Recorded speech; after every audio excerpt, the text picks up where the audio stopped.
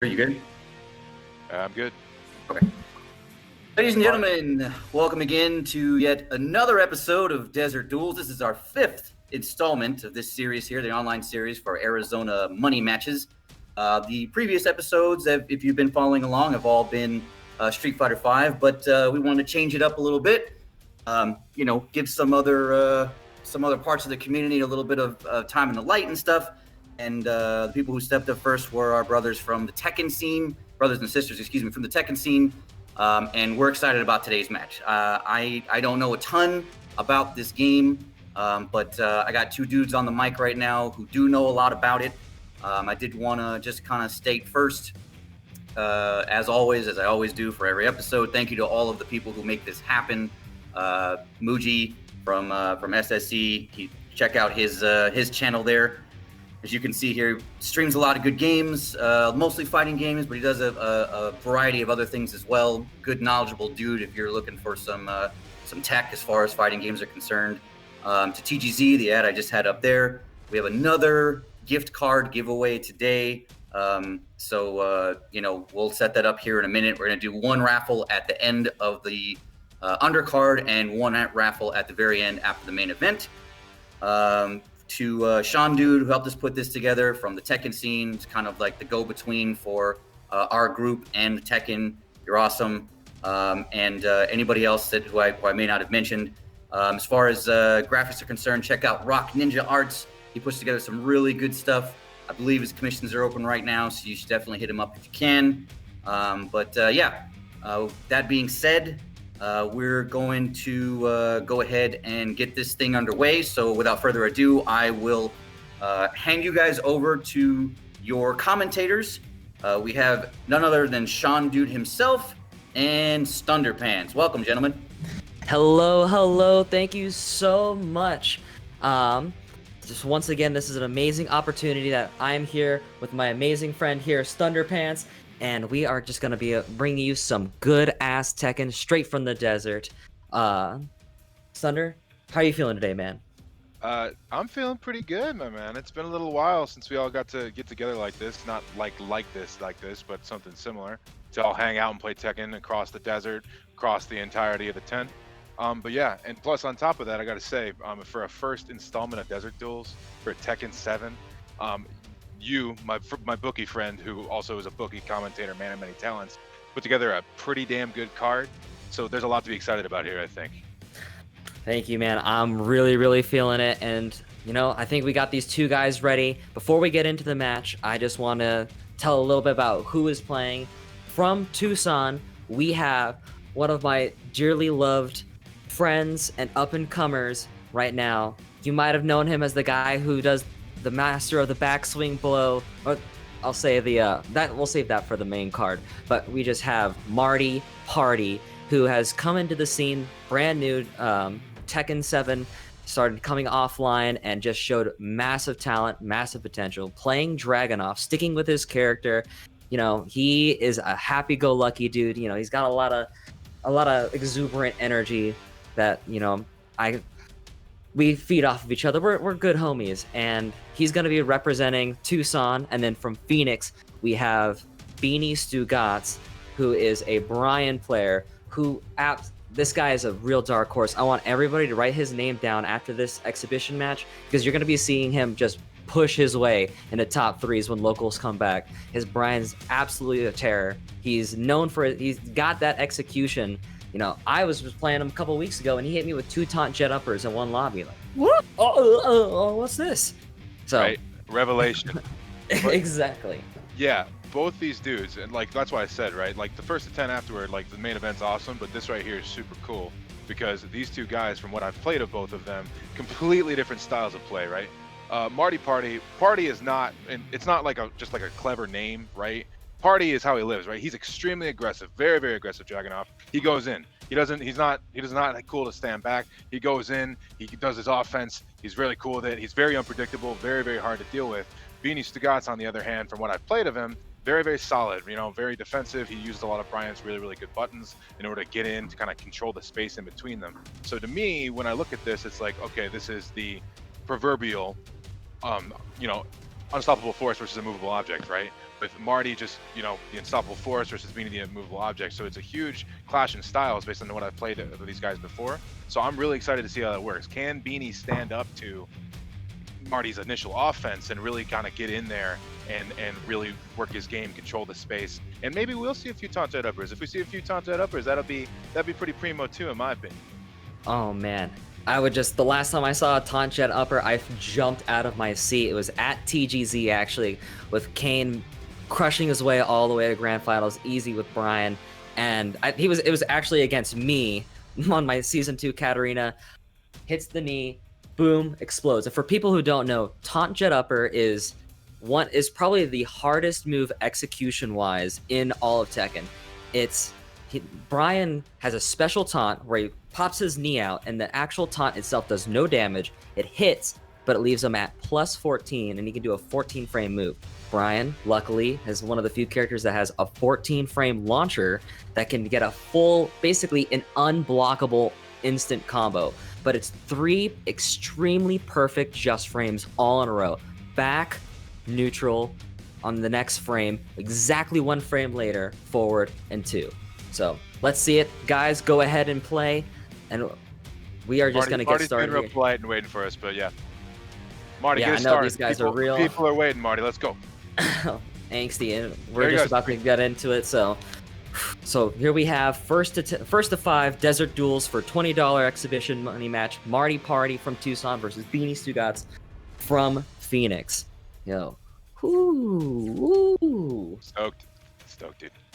I'm excited. I'm really like, you know, like I said, main event really cool, but this matchup right here, based on when I play these guys, I'm really excited to see how this pans out. Yeah, and so stay tuned after this. We do have our main event, which is going to be VMGF.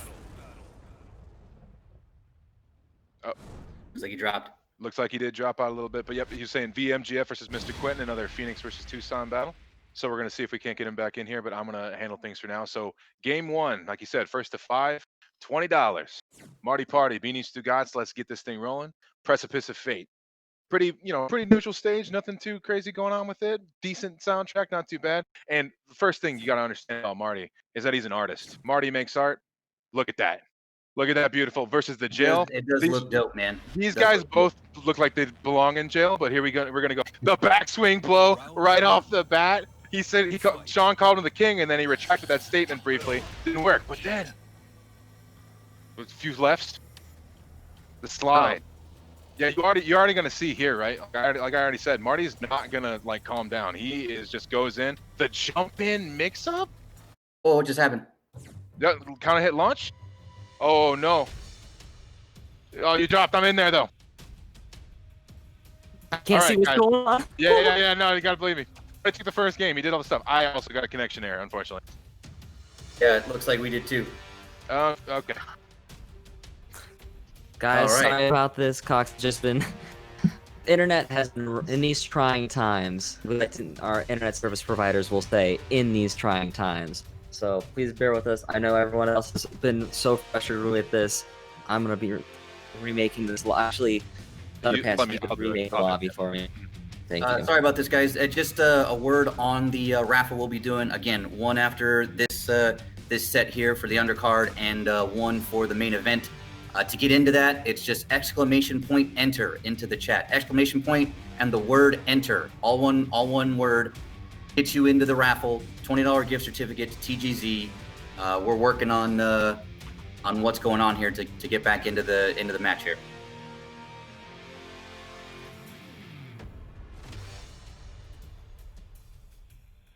You guys still with me? Yep. Oh yeah, I'm still with you. I mean, I can cut the tension with the knife right now. I gotta get John out of here. You know, all these homies know, if you've been in the community, if you've been seeing stuff happening, you know this is absolutely the norm with online Tekken tournaments. So, it is as it do be do, a wise man once said, you know. So very wise. We just gonna be jumping right back in here. Beanie Stugotz, oh, don't play yet. Play, you. I'm still waiting on an invite. Yep, I didn't actually add you before. That's what we got to do now. Sean, dude, what are you expecting to see from each of these players here? I'm expecting to see Marty to take a bit of a strong, like, an interesting lead at the beginning, because Marty has such a eccentric style that he's just gonna really push his pace. Did we lose him again, Thunder? It would seem so. Oh man. All right, so question passes to you. Yeah. I will answer that question. I kind of went into this before. Okay, I got that invite set out. I kind of went into this before, but like I said, what I'm looking for, based on what I've seen of both of these players and how they go about things, is a very aggressive style from Marty. Right? He uses Dragunov's 50-50s very well. He kind of goes into it. He goes in and he's just aggressive, man. Dragunov's got a lot of really nice tools that can kind of facilitate that kind of idea. He's got his infamous while running 2. He's also got his infamous down 2, and a lot of other different tools that he can do to kind of exert pressure on the opponent and really make them think. And then Beanie, on the other hand, like I said, Brian's got a lot of good buttons that kind of really control space in front of him very well. So it's going to be a matter of, does he have the defense, basically? Does he have the keep away to kind of keep Marty at bay and kind of punish him for doing some of the crazy stuff that he's been doing? I gotcha. Sounds good. Yeah. And are those guys still playing right now, and we're just gonna jump back in, or did they get disconnected as well? I believe that they played probably for a few more minutes, and then probably got disconnected before the match actually finished. But I'll ask them.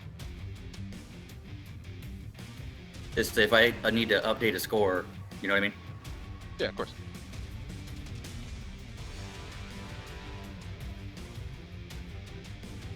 And while we got this free moment, Sean Dude made this glorious ad here. Follow him, twitch.tv/Sean Dude. Get in on his shenanigans, his party time. I'm sure it's a lot of fun, especially for you Tekken guys. He's a wealth of knowledge for the game. Get in with that guy. Follow him on Twitch. Abe, I couldn't have said it better myself. Thank you so much. Yeah, I have a lot of fun times on my stream. Okay, sorry. No, real quick. Sorry, just gotta make sure I got this set up. So Marty said that he won the first round, which is what we saw, and then it disconnected at the start of the second. So you're at TO. I'm not really sure what you want to do about it. He won the first match. He won the first round. So do you want to have him hand off the round?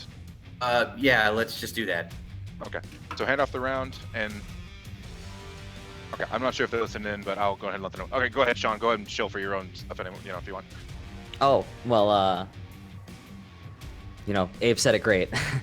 Come swing by my my stream. I have a lot of AZ lobbies, a lot of homies swinging by, and I play Marduk. I'm a Marduk main, but also been learning some other characters. But if you want to see, I keep a nice tackle counter. If you like Dark Souls streams with death counters, and you're gonna love this of me sitting on other people's chests counter. But man, forget all of that. Forget about me. Let's focus on this. None of this bad internet, none of this bad juju. Let's cleanse all of our bad energy. I got my crystal, my sage. I'm gonna start smudging the area, and we're just gonna have good internet, good vibes, good matches. Marty, if you are listening in on it, we're gonna have Beanie give Marty a round here because he did win the first one. I'll send a message to the competitor right now. And we're on the same stage. Good. Precipice of Fate. And okay, now we are going to be playing this video game. They're professionals. It's good. Quick shout out to Chosker. Thanks for the sub gifts, man. You're dope as always. But let's get back into it. All right, so we're gonna have like I said. So you're good to go. We're just gonna let Marty show off his costume a little bit. Oh the my lime God, green, no. the mask, the cowboy hat. Somebody ban this guy from the exhibition for you. Actually, did we establish that? I don't think we did because he's gonna use them if we didn't. Marty, I will physically punish you next time. All right, we're into it. All right, here we go. So, no punish on the down forward 2-3 from Brian. Marty. But no launching punish from there. He got it a little bit there. Just feel each other out. Yeah. Yeah, I really wanted to see how that first round went. Like, was Marty going? Marty was going in. Yeah, make no mistake. He was going in, but he seems to be a little bit more cautious now. But he ate an orbital for it. Like the second he went in, he ate an orbital because that's what happens against Brian sometimes. Wall combo, nice. Where's the Oki? Okay. Ooh. There's the punish. Very, very nice, but dropped the combo, but it's okay. That's just the American reset. That's how it goes sometimes. So Beanie, we're 1 round all. Oh no, we're not gonna fall for that. You're gonna have to do it or not, but you're not gonna be able to get me with those feints. Backswing blow, beautifully punished by Mach Punch. Oh, the counter hit. Go this away. Oh, but not quite the dash. He's got the idea down, but he's not really getting the combos that he's supposed to be getting. But it's still working out okay. Can't break that throw either. But you finish it. Finish with the low. Beanie up 2 rounds. So I had to watch the stream, so I'm gonna be a little delayed, but I did like that. You know, making sure in the clutch, there's a lot of nerves going on, but when you get that orbital come in, could you read me real quick, by the way? He got the orbital, didn't drop the combo, you know, kept him at the wall, and I feel like that's the first moments of like a big profile match. You need to make sure that you have some space to recollect your nerves and recollect how things are going. So, you know, good on Speedy Stugatz. He really turned it around there.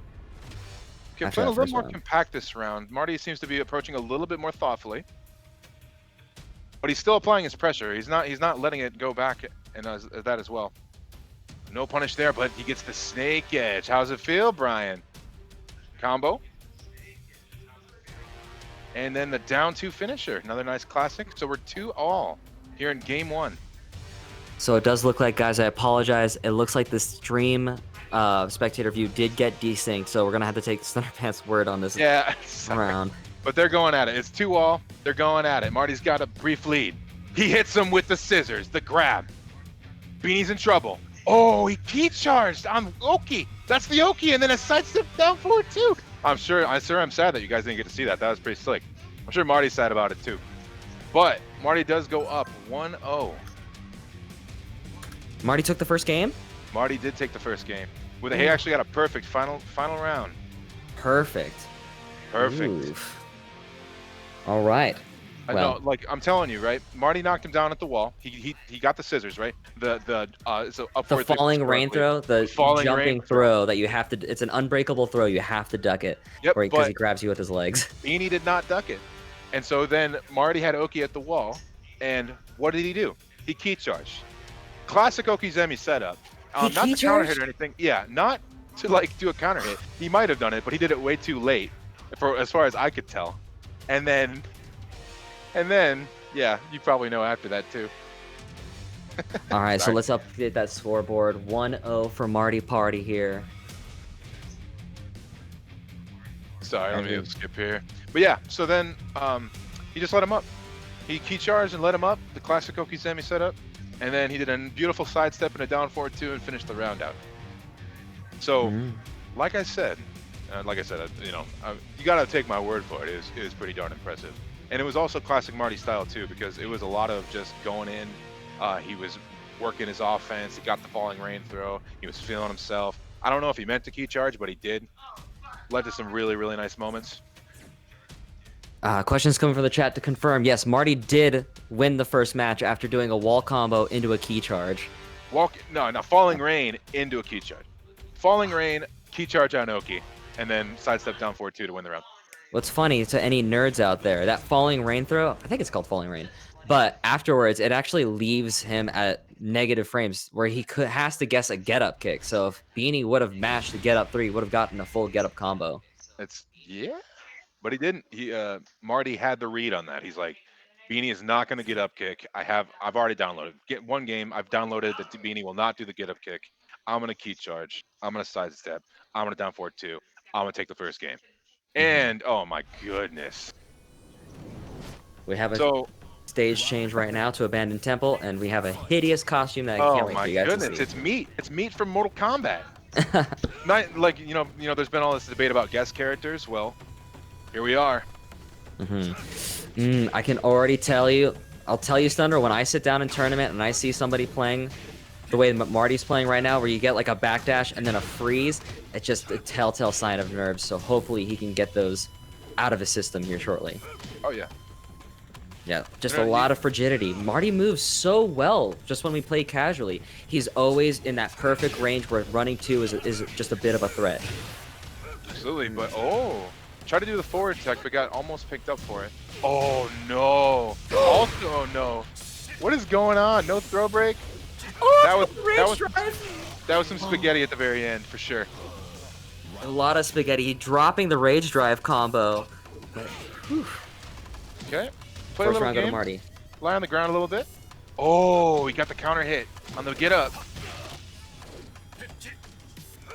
Ooh, knee popping off.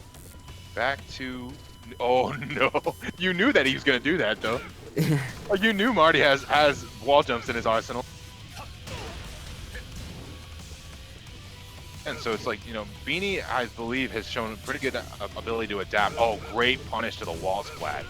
Give me that damage. But the spring kick the other way. Oh, what are you trying? I mean, armor could be really, really good against a player like Marty, especially if he goes in, just to kind of get him off of that. But we're going to start round 3 with a float combo. True, but way. Brian's armor is a high, and so when Marty's gonna be pressuring you, it's gonna be with down 2, which is gonna high crush. And I think I'm actually synced up a little bit behind. You are. For sure. Sorry. Not to spoil anything for you. Oh, there's Brian's new move. The snake bite. Oh, another missed throw break though. Armor, no punish. Down to the wire. Oh, the unbreakable tackle into the... What is that one? The rush... I don't even remember. It's Russian something. Either way, it hurts. Boom, boom, boom, boom. Yeah. Yeah, not good. All right, 2-1. I always like that he's using throws now. 1, you have to use throws to test your opponent, and 2, you know, it's just like a nice little 2-second window of let me get a breather, let me recompose, and get back into it. So beautiful whip punish at the very beginning here. But Marty very slowly working his way away from the wall. Very smart. Just sidestepping away, and so it's like, nope, I'm not against the wall. You're against the wall. Doesn't want to get any taunt pressure. Doesn't even have to worry about the taunt. Ooh, the 10 string. Come on now. That was that 7? I didn't count. 6 or 7. Oh, gets caught. 30-second mark. Oh, not this time. Beanie's not going to get hit by that again. Oh, he might, but he didn't that time. Got to be looking out for the second hit of that wall standing 3-4, that iconic rising knee from Brian. You know, the second hit, not a counter hit launcher, but both of them jab punishable. You want to not punish the first if they're showing a habit of hitting that second one out. Just chill and see what your opponent's going to do with it. Another not throw break. Got to be careful. Got to work on it. But hatchet kick is always good. Counter hits, always nice. Oh, another break this time, but now Marty's got the wall, but the armor. Mock punch takes that. 1-1. Ooh, a solid 1-1. Pretty crazy that Brian's the one wearing the prisoner outfit and Marty's the one who looks like he belongs in jail. Guys, real quick, my bad. I'm sorry, everybody. I forgot to start the raffle. So if you already did it earlier, please re-enter exclamation mark and the word enter, all one word, get you into the raffle. Sorry, that was my fault. You can only enter it once. That's it. All right, guys. Like, we're watching you, seriously. If you try to enter again, we have your Twitch information. We can backtrack that. Bring trap. It's just exclamation point and then the word enter. There's no space, man. There's no space. And Stream Elements also calls people out if they try to. It'll say, "Oh, too many tickets." Yeah, I know, And because I've done that twice now. The last couple times I've watched. I'm sure you've noticed. I've tried to cheat, didn't work. I can confirm that cheating doesn't work, and cheaters never win, and crime doesn't pay. I want to just give a quick shout out to Stunderpants. You are doing such an amazing job with the single person commentary, because either I disconnect or my feed is lagging 15 seconds behind or something. Thank you for holding this down, man. I am so happy that out of everybody that you are here next to me, just taking this whole commentary to a next level, man. It's just talk about Tekken, man. No big dealio. But yeah, I appreciate it. But we're gonna get into game 3 here. Hopefully we're gonna be synced up so we can both talk about this at the same time. Get some really nice insights in here, and then we're gonna go from there. So I'm happy because it wasn't a 5-0. No one ever wants to see that. So we got a nice even match going on here, which, like I said, I think when you kind of put the match together to begin with, I thought, man, this could be a really, really tight race. Both of the matches, I think, could be really, really close.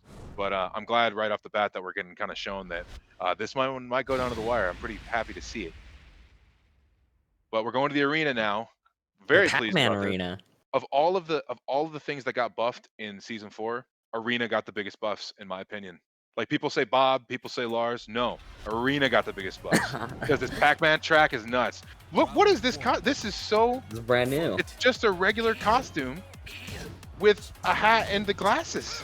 I feel like it has a fake nose too. Nobody can know It this does. was Dragunov. I'm Incognito. I'm kind of let down though. After all those first two, oh, counter hit back one though. Take that this way. Oh no, he's not getting the steps though. Not quite on it with the combos. He's very good with the steps and the whiff punishing, but the combos just aren't quite there right now. Is the round starting for you right now? The round is actually ending for me right now. Oh. So you mean round 2? Yeah, 55, 54, 53 of round 2. Okay, I'm like 3 seconds behind. It's fine. Okay. It's Tekken's fault halfway. Two, just so clutch, but dang, Marty, when he needs to make these clutch combos, he does the worst combo possible. Just jab, jab, jab, jab, jab, screw. I mean, it was all right. Mm-hmm. I mean, the nice thing about me being behind is that I got to see that happening as you were describing it. Like, it wasn't in hindsight. But Beanie takes, that was 2 real quick rounds. Seems like he's kind of thinking the idea, like, he's like, if I get my offense started and I use my frames, then I can just make it so that he can't use his. Mm-hmm. Ooh, crouch dash 1. Definitely finding its mark as we get the wall pressure. And Marty just knows how to use his plus frames in really interesting ways that you're not looking for. Oh, look at that. I'm seeing something right now in the matchup. Marty just did a down 2, and Beanie did a sidestep right to avoid the wall standing 4, which is like a classic strong level anti-Dragunov play. So that down 2 might end up killing Marty if he's autopiloting the wall standing kick afterwards. Right. Snake edge block. Oh no, Marty went for double back-to-back snake edges, but finds a float. Oh no. No block it, no launching the original snake edge. Yeah. Northern Cross finds its mark, but doesn't get us. Oh my gosh, we got it. The back 4 into the jet upper, but doesn't find the wall. That is some massive damage. Do not duck at the wall against Brian. No. Do not do that. I don't care how many hatchet kicks you gotta eat. Command tackle broken. Beanie, you can tell Beanie's been playing against. He's been playing against a lot of me and breaking tackles, so this is not something new to him. Right? Just gotta get those regular throwbacks down, and he'll be in a good spot. 7 seconds left. Can he find the difference? Oh no, punishes the low. It's only minus 12, and he goes for the 13 frame punish. Good stuff, though. Very nice punish by Beanie. Like I said, it felt like he was starting to find his groove a little bit there, just kind of finding his own offense. Absolutely. Like we've said before, I think Beanie is really good when it comes to like adjusting to what's going on. Like you said, with that down 2, sidestepping the while standing move in order to make sure that he can put himself in an advantageous position. So it's on Marty now basically to see if he can't adjust to that, or if he can kind of take notice of what's happening, so that he can kind of, what am I going to do now? Like if the wall standing 4 is not working, then what do I got to do now in order to make it so that I'm not getting stepped after that down 4-2? Because if you get that down 4-2 taken away, you're in a pretty bad spot. Yeah. Like that's been true pretty much forever, at least since Tekken 7 dropped, is that, yeah, if you're scared of down 4-2, or if you can't get a lot out of your hit down 4-2s, or sorry, down 2s, I'd say down 2s, or like I was mixing it up with something, I don't know. But the down 2 or, Swiping low. Yeah, there was some other character that had down 4-2 that was dumb like that. I've been labbing way too much recently, getting all mixed up. But point being, yeah, if you're scared of your down 2, or if you can't make use of your plus frames from hitting the down 2 on like counter hit or something like that, then you might be in trouble. So you got to kind of figure out how you're going to deal with the sidestepping if that's what Beanie's answer is going to be. Yeah, and Dragunov has the answers. Like his toolkit is so simple that okay, he's sidestepping after a down 2. Better do another one. Like Finna do a down 2. It tracks. Like there's always the answer is simple. It's just you don't want to be like the answer to beating your opponent in rock paper scissors is simple. You just do the other thing, but then they can do the other thing. There's still risk, there's still adaptation, there's still crossplay. So I want to see how this crossplay goes in as Beanie Stugats is just really picking up momentum. I want to see how Marty is feeling, how he's gonna adjust. I really want to see just shed off he's got the sandbags of nervousness on him. He just shed those off, start moving.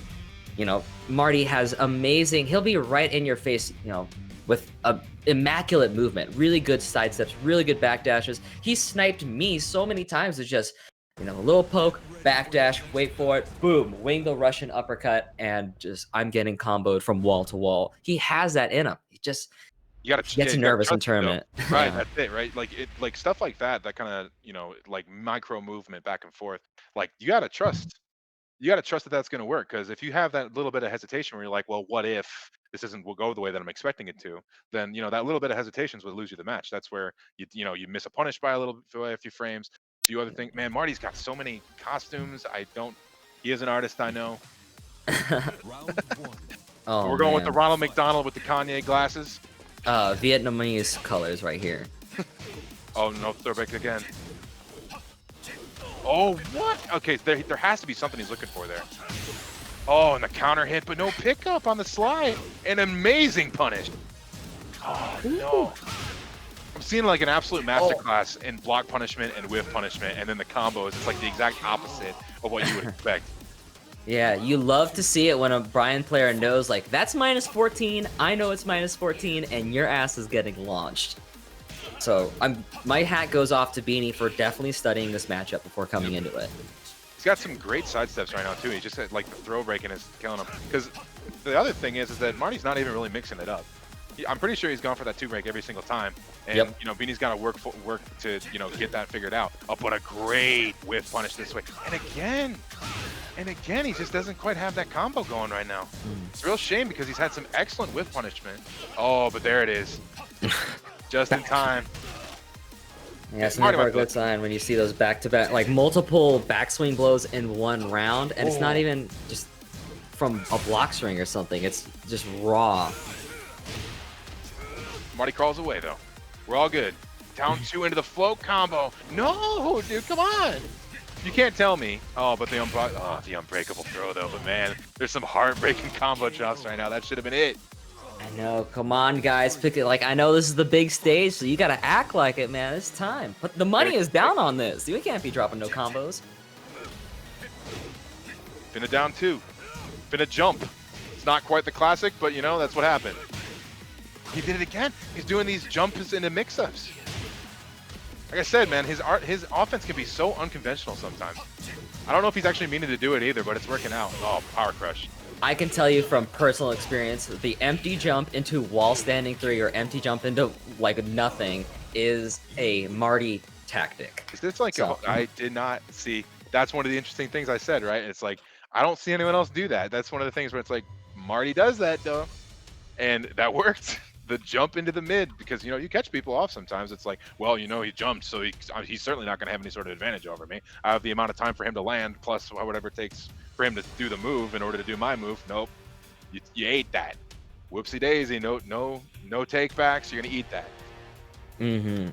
Well, I'd like to see, now we're like getting the competition. It's 2-2, back and forth. I mean, it's sloppy play both ways, but that just gives you some hope that, okay, now both of these guys are gonna start tightening it up as they get into the game further and further.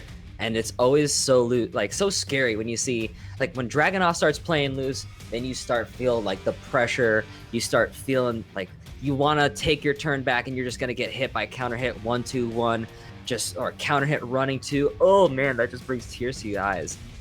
But that's gonna be scary. But Sunder, you know exactly what happens when a Brian player gets loose and he starts popping that knee out in the air. Fun. It's pretty much the exact opposite of fun. It's impressive. You could be like, oh wow, sweet, cool. Man, all right. Sorry guys, trying to get this fixed up again because I committed the cardinal sin of trying to alt tab. My fault. He kicked me from the stream. All right, let's bring all the homies back in here right now. Boom. Boom. Boom. Just want to remind you again, Gaming Zone gift card is a raffle we're going to have after this set. It's a $20 gift card to the Gaming Zone. Not hashtag, Jesus Christ, exclamation mark. And enter, all one word, no spaces. That gets you in the raffle, and we'll settle up with you guys after this one is done. Yes, X button. That's what I said. I'm stupid. Shut up. Yeah, back to you guys. All right.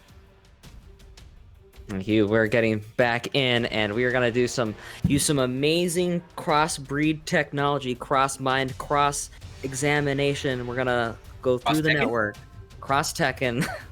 tag in, do my Gatling combo, and so commentary will be perfectly on sync with each other, and things are gonna be real nice. And here. Oop, I hope that didn't ruin the stream. That definitely did. All right, let's get.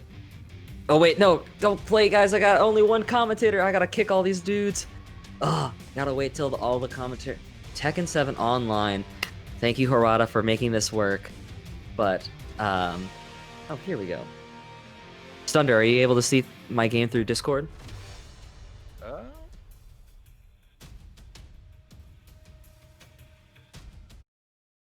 am. So this should hopefully work better. Okay, so that will be. There's no latency on Discord, so it's gonna be looking extra nice.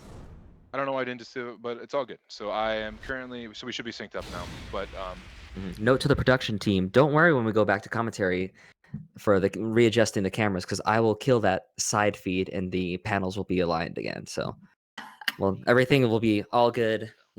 Much appreciated. Thank you. All right, Marty with the, oh my god, what is he wearing this time? The Valdo tribute outfit. Man, that is. This guy's a visionary, man. I just gotta say it. Oh my gosh, stop with this key charge into armor. That's so interesting. Like I've never seen anyone do that before, and it's working. Like Beanie doesn't if I don't know what's going on and no one else in the entire world knows what's going on, then I don't think Beanie knows what's going on. Like what's going on there? No punish on the Northern Cross, but he did do the right punish, was just a little bit late. So, I'm confident that he knows this matchup and he knows these punishes. Just that nerve of late on the punish. Cool. Man, I always judge good slide from Marty to take it out, but I always judge the merit of a Brian player by how often the rage drive hits versus blocks. I mean, it's not good judgment, because like one of the best Brian players in the world never gets his rage drive to hit. Like anytime you see Jimmy J Tran go for it, it's always blocked. So it's like one of those little extra little bon appetits you can throw on top of a Brian player. They just know how to get you to press a button when they're doing it. Oh yeah, but of course I can play King, so there's no such thing as timing once range. Yeah, you just go for it, slam the hammer down. I go for it, dude. Don't worry about it. But yeah, the fact that he's able to hit. Oh, beautiful. With the combo conversion? Oh my god, what a sick combo. And for somebody who was just dropping his foot earlier. The rage drive hits it. Beanie's a godlike Brian. Confirmed now. We've established this. The rage drive hit. Easy squeezy. He's got the knowledge, he's got the execution, he just needs to get it all under control. Oof. Need some combo. Oh, dang. You're moving for no reason, man. You're getting hit by that crouch dash 1. Ooh, and he even knows that the power crush is minus 14? And then speaking of moving for no reason, like Marty immediately just walked around and put himself at the wall and then ate a taunt mix-up, which is why you don't do that. Like he was so smart about it before we walked away from the wall. Oh no! Gets the low grab. Oh, spring kicks. Last second, what's it gonna be? Running 2? Oh, again? Again? So that tackle after the blue running Superman punch, it's unbreakable. You have to either interrupt it, which you have all the time in the world to use, it's super slow, or you're gonna have to guess 1, 2, or 1+2 on what the punch break is. Like Marta. Can you jump back like you can with Marta? You can jump back, you can punch him. He's not it's a huge gap. You can get a delay hop kick in before he touches you with that tackle. It's just if you are not going to do anything and the Dragon Knot player knows. Oh, no, 10 hit again. Marty is such a madman, dude. Uh-oh. Oh, gets the wall. The wall standing, or the down forward 1-4, hits counter hit. Float. And get it. Finish Go it. in. How are you going to just leave him on the ground like that and just back away? Yeah. It's super even. Like they're both dropping some combos, but like other than that, like it's very entertaining. Oh, again with the falling rain grab. I don't think that's what it's actually called, but that's when you say that, everyone knows what you mean. It's cool. Oh, forward 1+2, big whiff out of nowhere. Another one. What is he? Marty. Okay, when Marty gets real nervous, he starts going into launchers only mode. There it is, another one. It's only been counter hit on the down 2-3. Great pick up this time. Oh man, he wants another taunt back 4. No punish, but punish right there. Fisherman's slam. But the sidewall, no. Oh. What a flash duck! Come on, that is what we are talking about, man. That right Yeah. there, that little bit of just Little that bit of juice. one little bit of juice, and then that one stand up, and then over. But man, that was such a like you guys gotta get hyped for the Fisherman Slam, right? Just like the he hefts them up above their head, boom, bounce them up 15 feet in the air like basketball. Do sweet combos if the wall doesn't mess you up. But other than that, man, gotta get some time to breathe. Exactly, that was a bit of a match. Whew. You know, What are you guys feeling in the chat? How are we feeling? Are we going Team Marty, Team Beanie? Like we're getting pretty neck and neck. That's literally as close as it can be. It is 3-2 with the last game going 3-2 rounds. You know, I get getting some beanies, but you know, I'm both wearing the beanie, but yet Tucson Tekken. So I'm kind of all over the place. no, obviously, you know, if we're gonna run this Tucson Phoenix thing, then I'll be cheering for Beanie, you know, just to go for that as well. But really, I'm just happy to watch. Right? It's Yeah, this is awesome. This is so dope. Thank you, everybody, for tuning in. yeah, it's super nice. I'm super stoked. Obviously, thanks everyone for being here. But I am like this right here, this match already, man. I already said I was excited for it. So far, we're living up to expectations. You know, maybe not the cleanest match of all time, but if you're going for entertainment value, Hell no. there's a lot to be found here. Because like I said, man, Marty's doing a bunch of stuff I don't think I ever see anyone do ever, and it's working. Yeah. And we're having to kind of watch Beanie kind of work his way through and see, well, where do we go for like, you know, how do I deal with this stuff? Am I going to be able to make sure that I don't get hit by this again? The jumping, the unbreakable tackle after the rage drive, all that. So can Beanie, you know, he picked it up again, so he's up to 3-2. Back to the original starting costume. This is his serious costume. I know that's weird to say, but this is his like serious Marty This costume. is my ass kicking outfit. Exactly. He's got his oh my gosh. When you Brian Beanie Sugats gets the counter hit standing 4 and the micro dash jab. That is such a hard conversion. This guy is a Brian specialist. You can tell. But Marty got a nice little punish on the soccer kick though, got a little bit of advantage back. They're both kind of at the wall right now, so there's not really necessarily advantage, but Marty's very slowly pushing him toward until you don't break the chains of misery. So, you know, you got to break throws too, Marty. Like, I know that, you know, you're getting a lot of use out of them, but, you know, this goes both ways. I know that for sure. I know that for a fact this goes both ways. Let's see. You know, I like it. Marty is starting to really look to see what Beanie is doing after, you know, that down 2 lands. Another power crush is working out for him. Seems like he has a pretty good idea as to when Beanie's going to go in and kind of making use of that power crush in order to get him off it. But he's getting his back up to the wall now, so you got to be careful. Never ever walk yourself to the wall when you're playing against Brian. You need to keep moving forward. Oh, and Marty is pushing his way all the way out of there with that running 2. Marty's like, that's just all that space that I get to push you to the other wall. If my back's against the wall, I get all this space to just shove you the other way. He just went into Ultra Instinct Goku mode. Just let me stand perfectly still. I could tell Beanie stopped playing thinking that he got disconnected or something.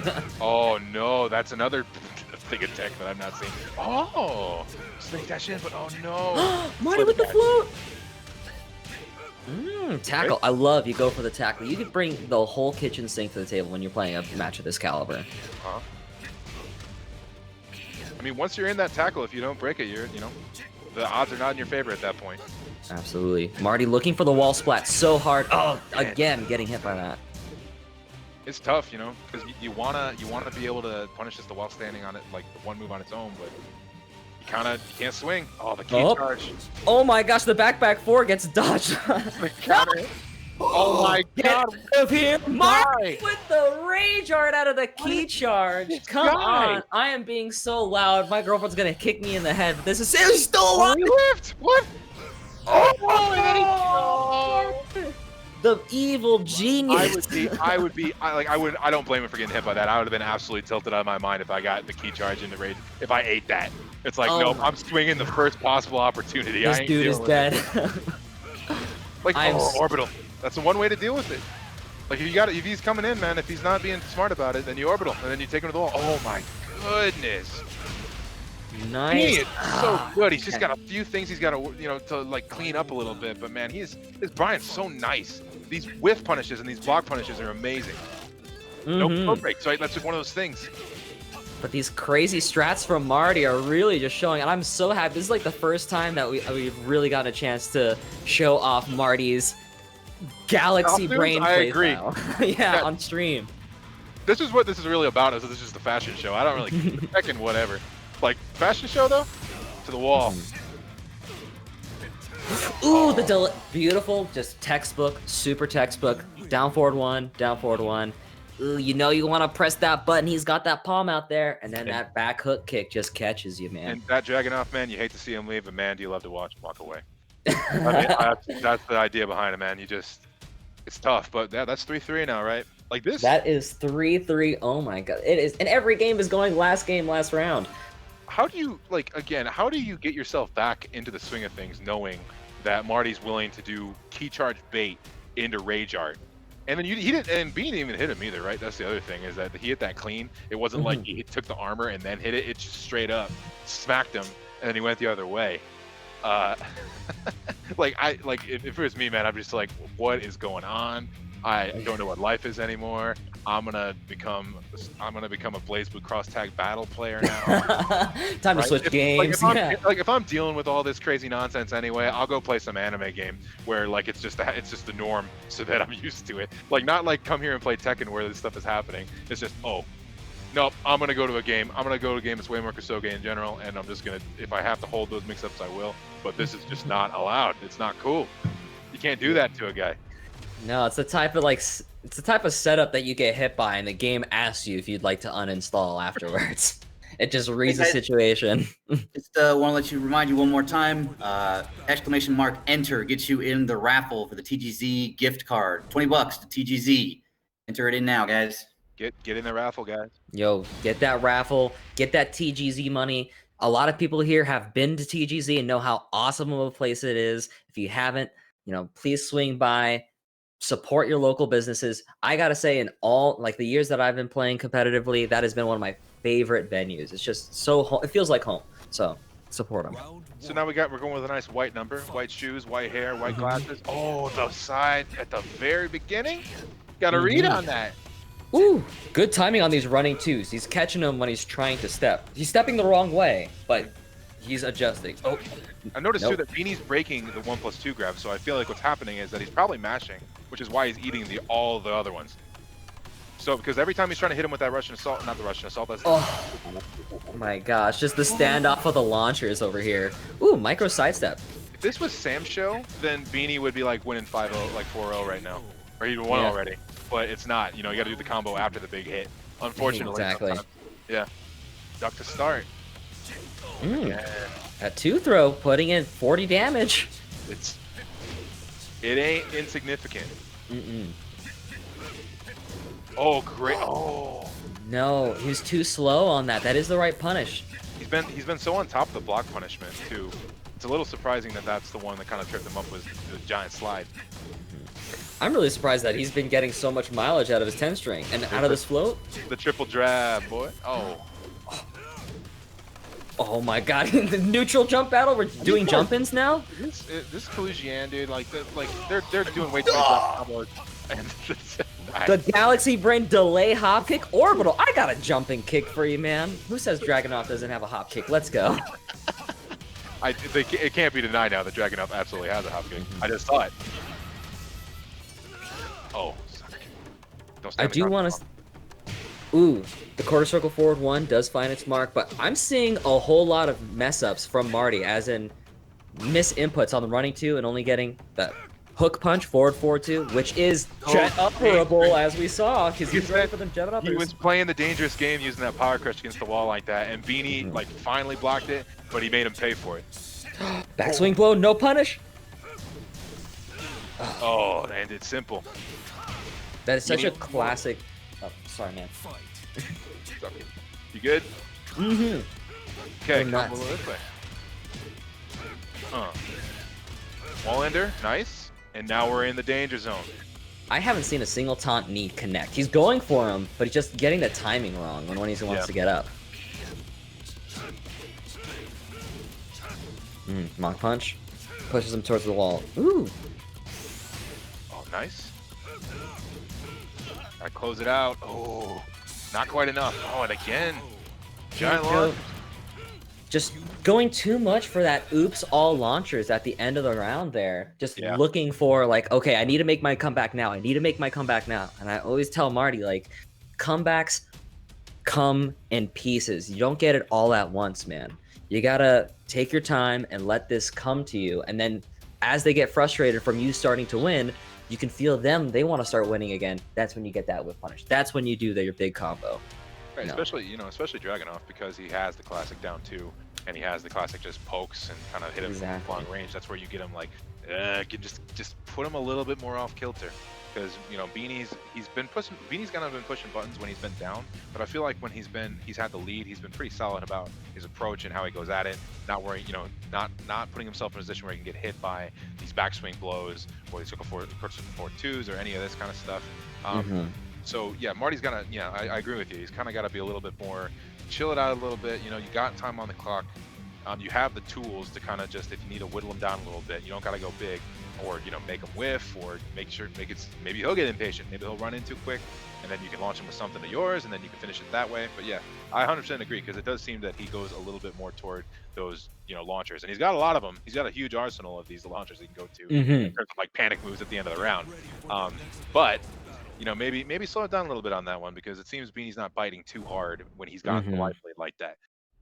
He's really letting him have that space. The only thing that Beanie's not falling for these tricks, but he's also not whiff punishing. I want to see some of that forward 4-2, some of that, that whiff punishment. Yeah. When Marty's doing this crazy stuff and you got the read, like you can say, oh man, I knew he was going to do it. I totally read him. And then you get nothing. You can't be walking away with nothing from this exchange. Like Here we go. When he's getting the whiff punishes, he's getting the big whiff punishes, right? No guff. But yeah, some of these smaller whiff punishes, when they're in there as well, probably work out a little bit better for him. And now we go back right now to tournament or exhibition point for Beanie Sugats, as he's up 3-4 or 4-3, sorry. And Marty's got his serious outfit out again.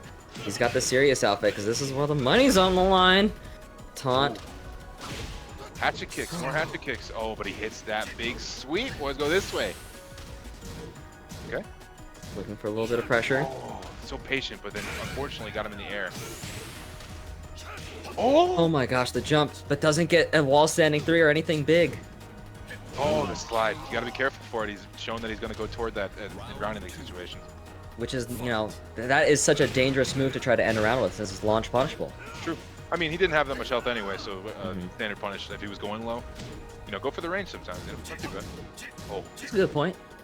The 2 throw just has not been broken once. No. Like I said, I kind of feel like he's just mashing 1+2 every time he sees the throws coming out. Because I've been there. I think we all, like a lot of people have been there, where it's just like you're worried about the 1+2. You're worried about the big punch damage. Oh, have to get blocked. Beautiful. Rage. Ooh. Nice. Just Marty's chill. Back. Are we gonna get a final game? I would be stoked. I want to. If you want to see this go to a 4-4, let me see it in the chat, because these guys are going nuts, and Marty is trying to make it happen for y'all right now. He's going for it, man. No more walls. So it's going to be interesting to see how they deal with this now in the infinite stage, if they're going to back up. Because you think whoever's going to get the lead, like Marty did just now, is going to back up, or is he going to keep going? And Brian notoriously has a harder time on wall-less stages. Doesn't get the float.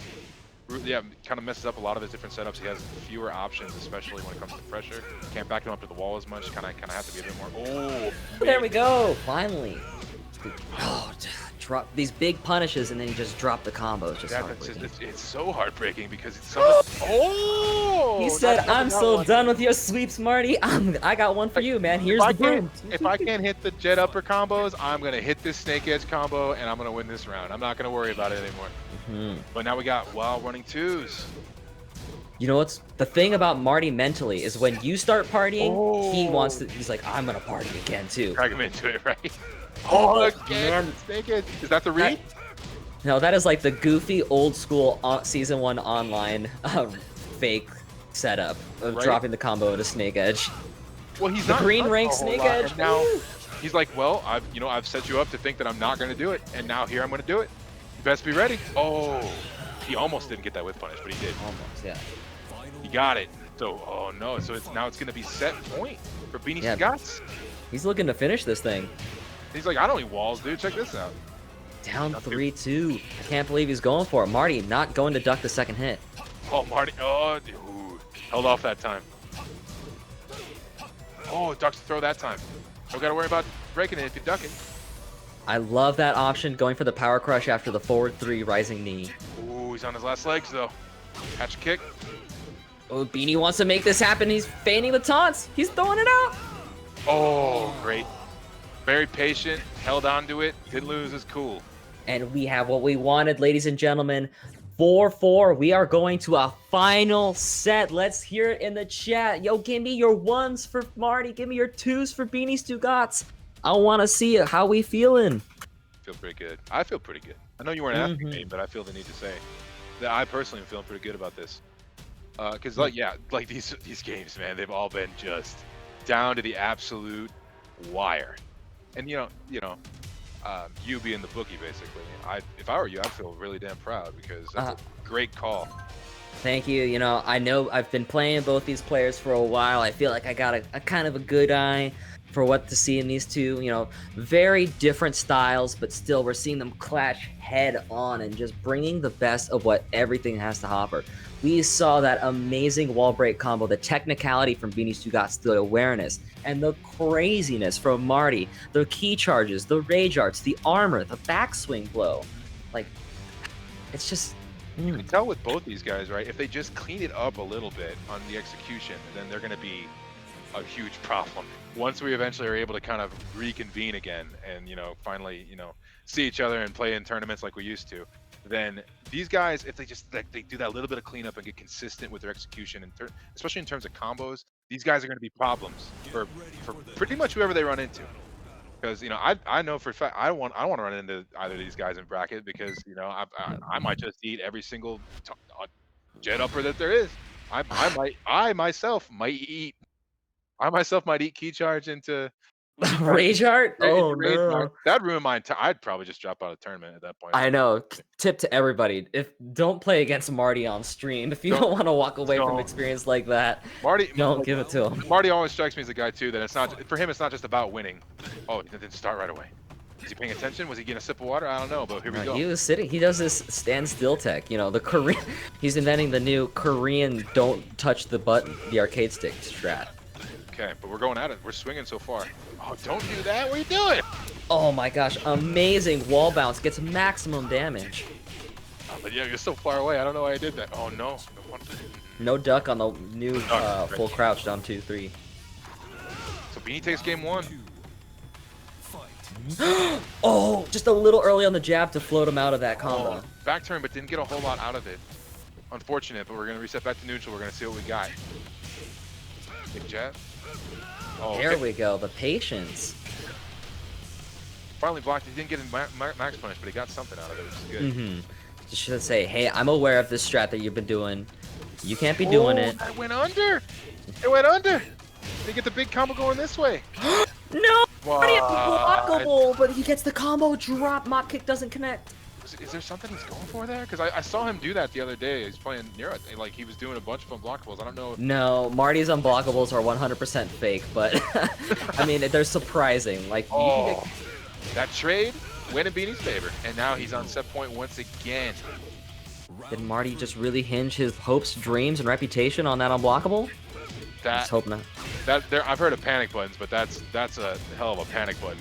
If your first instinct is unblockable. Great patience by Beanie. Like, no need to go crazy. Down forward 2, just no reason to. You have other moves to get that wall splat. If you're at the wall and have your opponent at the wall, you just need to flatten, just knock them down. You don't need to get a combo, because that knockdown is going to get you that wall combo. And it's safe. Oh, the counter hit slide. The wall running 2. Pressure coming in. That's one thing I've seen in this matchup. Duck jabs from... Ooh, great punish. Guesses it. Beanie Scott's not using his duck jab. Marty will use that duck jab to... When you think his turn is over, he's going to come back for it. Perfect punish on the Fisherman Slam. 10-frame punish. Jab only. Marty's tightening up right now. He had to read on the feint and the throw feint too, but he couldn't quite get the well-standing punish out of time. Wall pressure. Ooh, the first tackle lands. Give me that. Is he gonna get a near perfect? Oh, amazing. That's Classic a thing Brian of play. beauty. Oh no! Again, it's just something amazing followed by something that's just such a shame.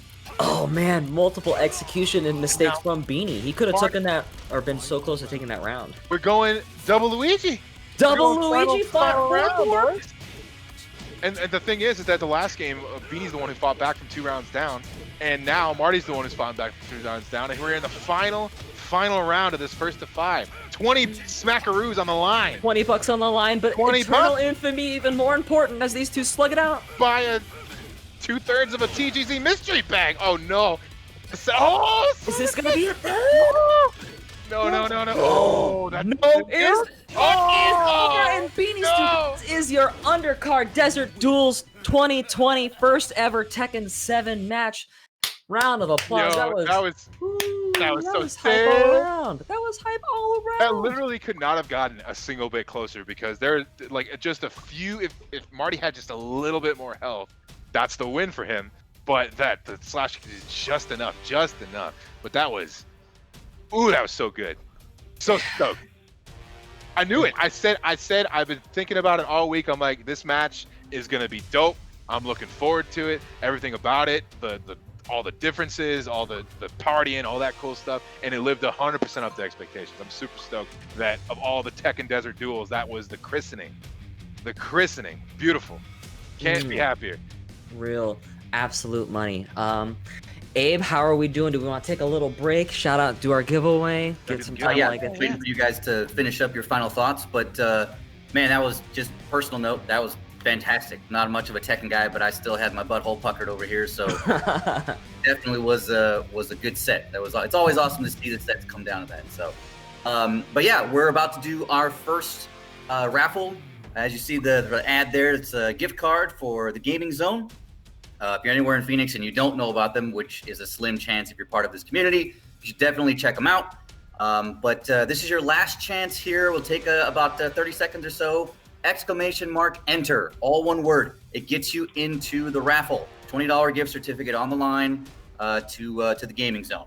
That being said, man, I'm happy that everybody's enjoying themselves, and it's good to see everybody chatting it up in the chat and such. And I think you guys are doing a great job on the commentary and all that. Technical difficulties aside, it's I'm glad it's doing as well as it is right now. So, all right, guys, we're gonna go ahead. Looks like we got 20 entrants here, but there's really only one entrant because Benny entered. Stupid dick. So he's probably gonna win. But but yeah, I'm about to draw the winner here, and boom, who wins it? We'll get paid, yo. We'll Good get shit, paid. Got Steven. paid, dude. Damn.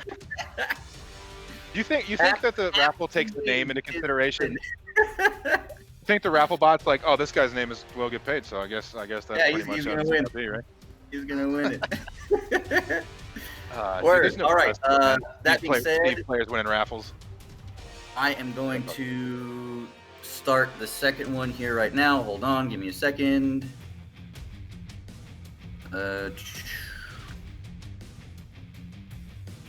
And boom, should be active. Again, same thing. ! Enter or ! Raffle. Either of the two. Get back in there. This is a second chance for you to get in. SNK on the first entry there. So, but yeah, with that being said, we're going to kind of segue into our next match here, which is, let me change this here. Guys, who are the next two players that are coming up?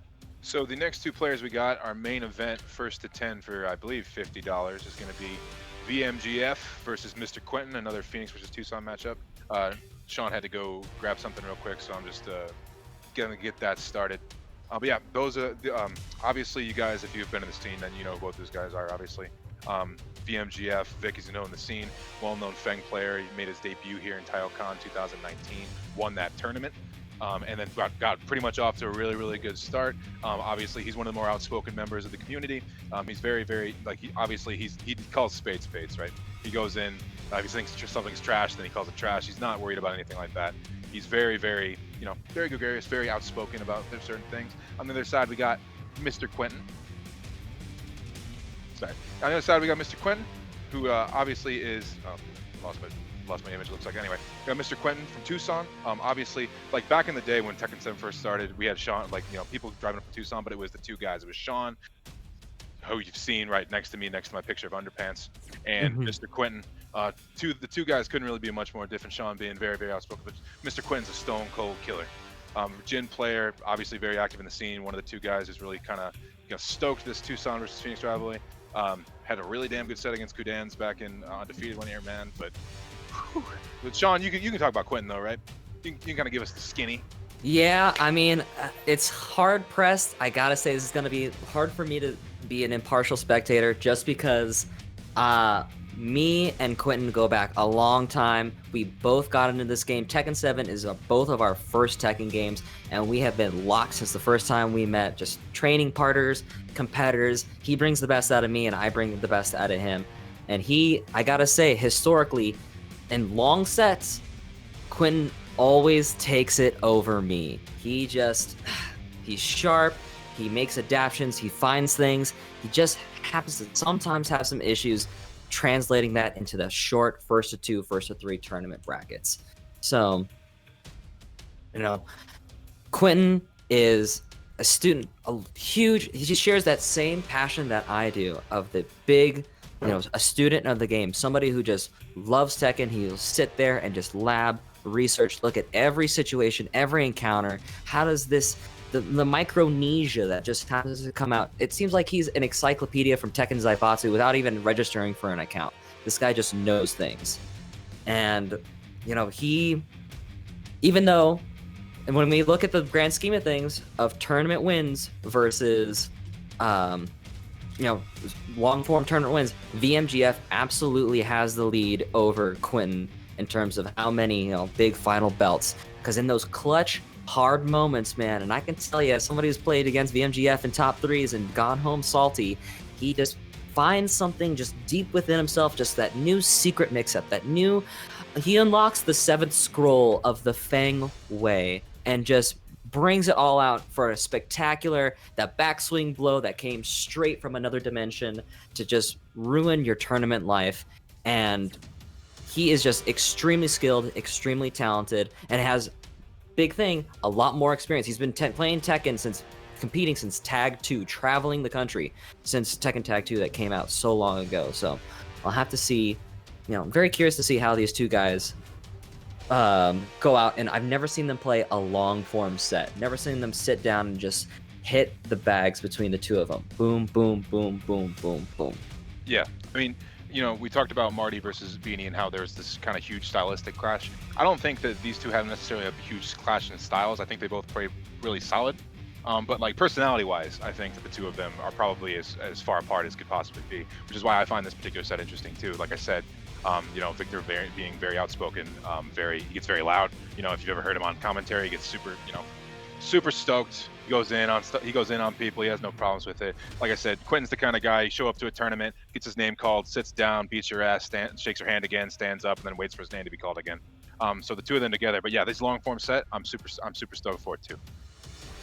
Cool. With that being said, I think it's time for, we should start getting prepped as we run through the whole roster of all the people in this Tekken lobby. Once their names line up again, we're gonna have them start playing here again. I forgot that I should not have hosted this match, and you did. You should, but let's run the gambit.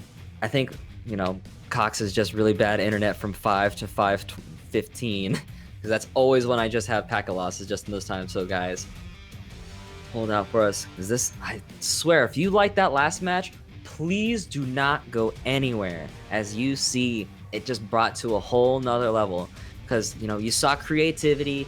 You saw movement, you saw hard reads, but both of these guys are phenoms of execution, of just going for the hard combos, the real extra, putting their extra step into it, sacrificing it all for that extra 3 damage. I mean, the other interesting thing about this too, for me, is that because this is a long set, I don't know what Quinn's been up to, so I don't know if he's hitting any sort of, like, if he's experimented with any other characters. I would certainly expect the Jin.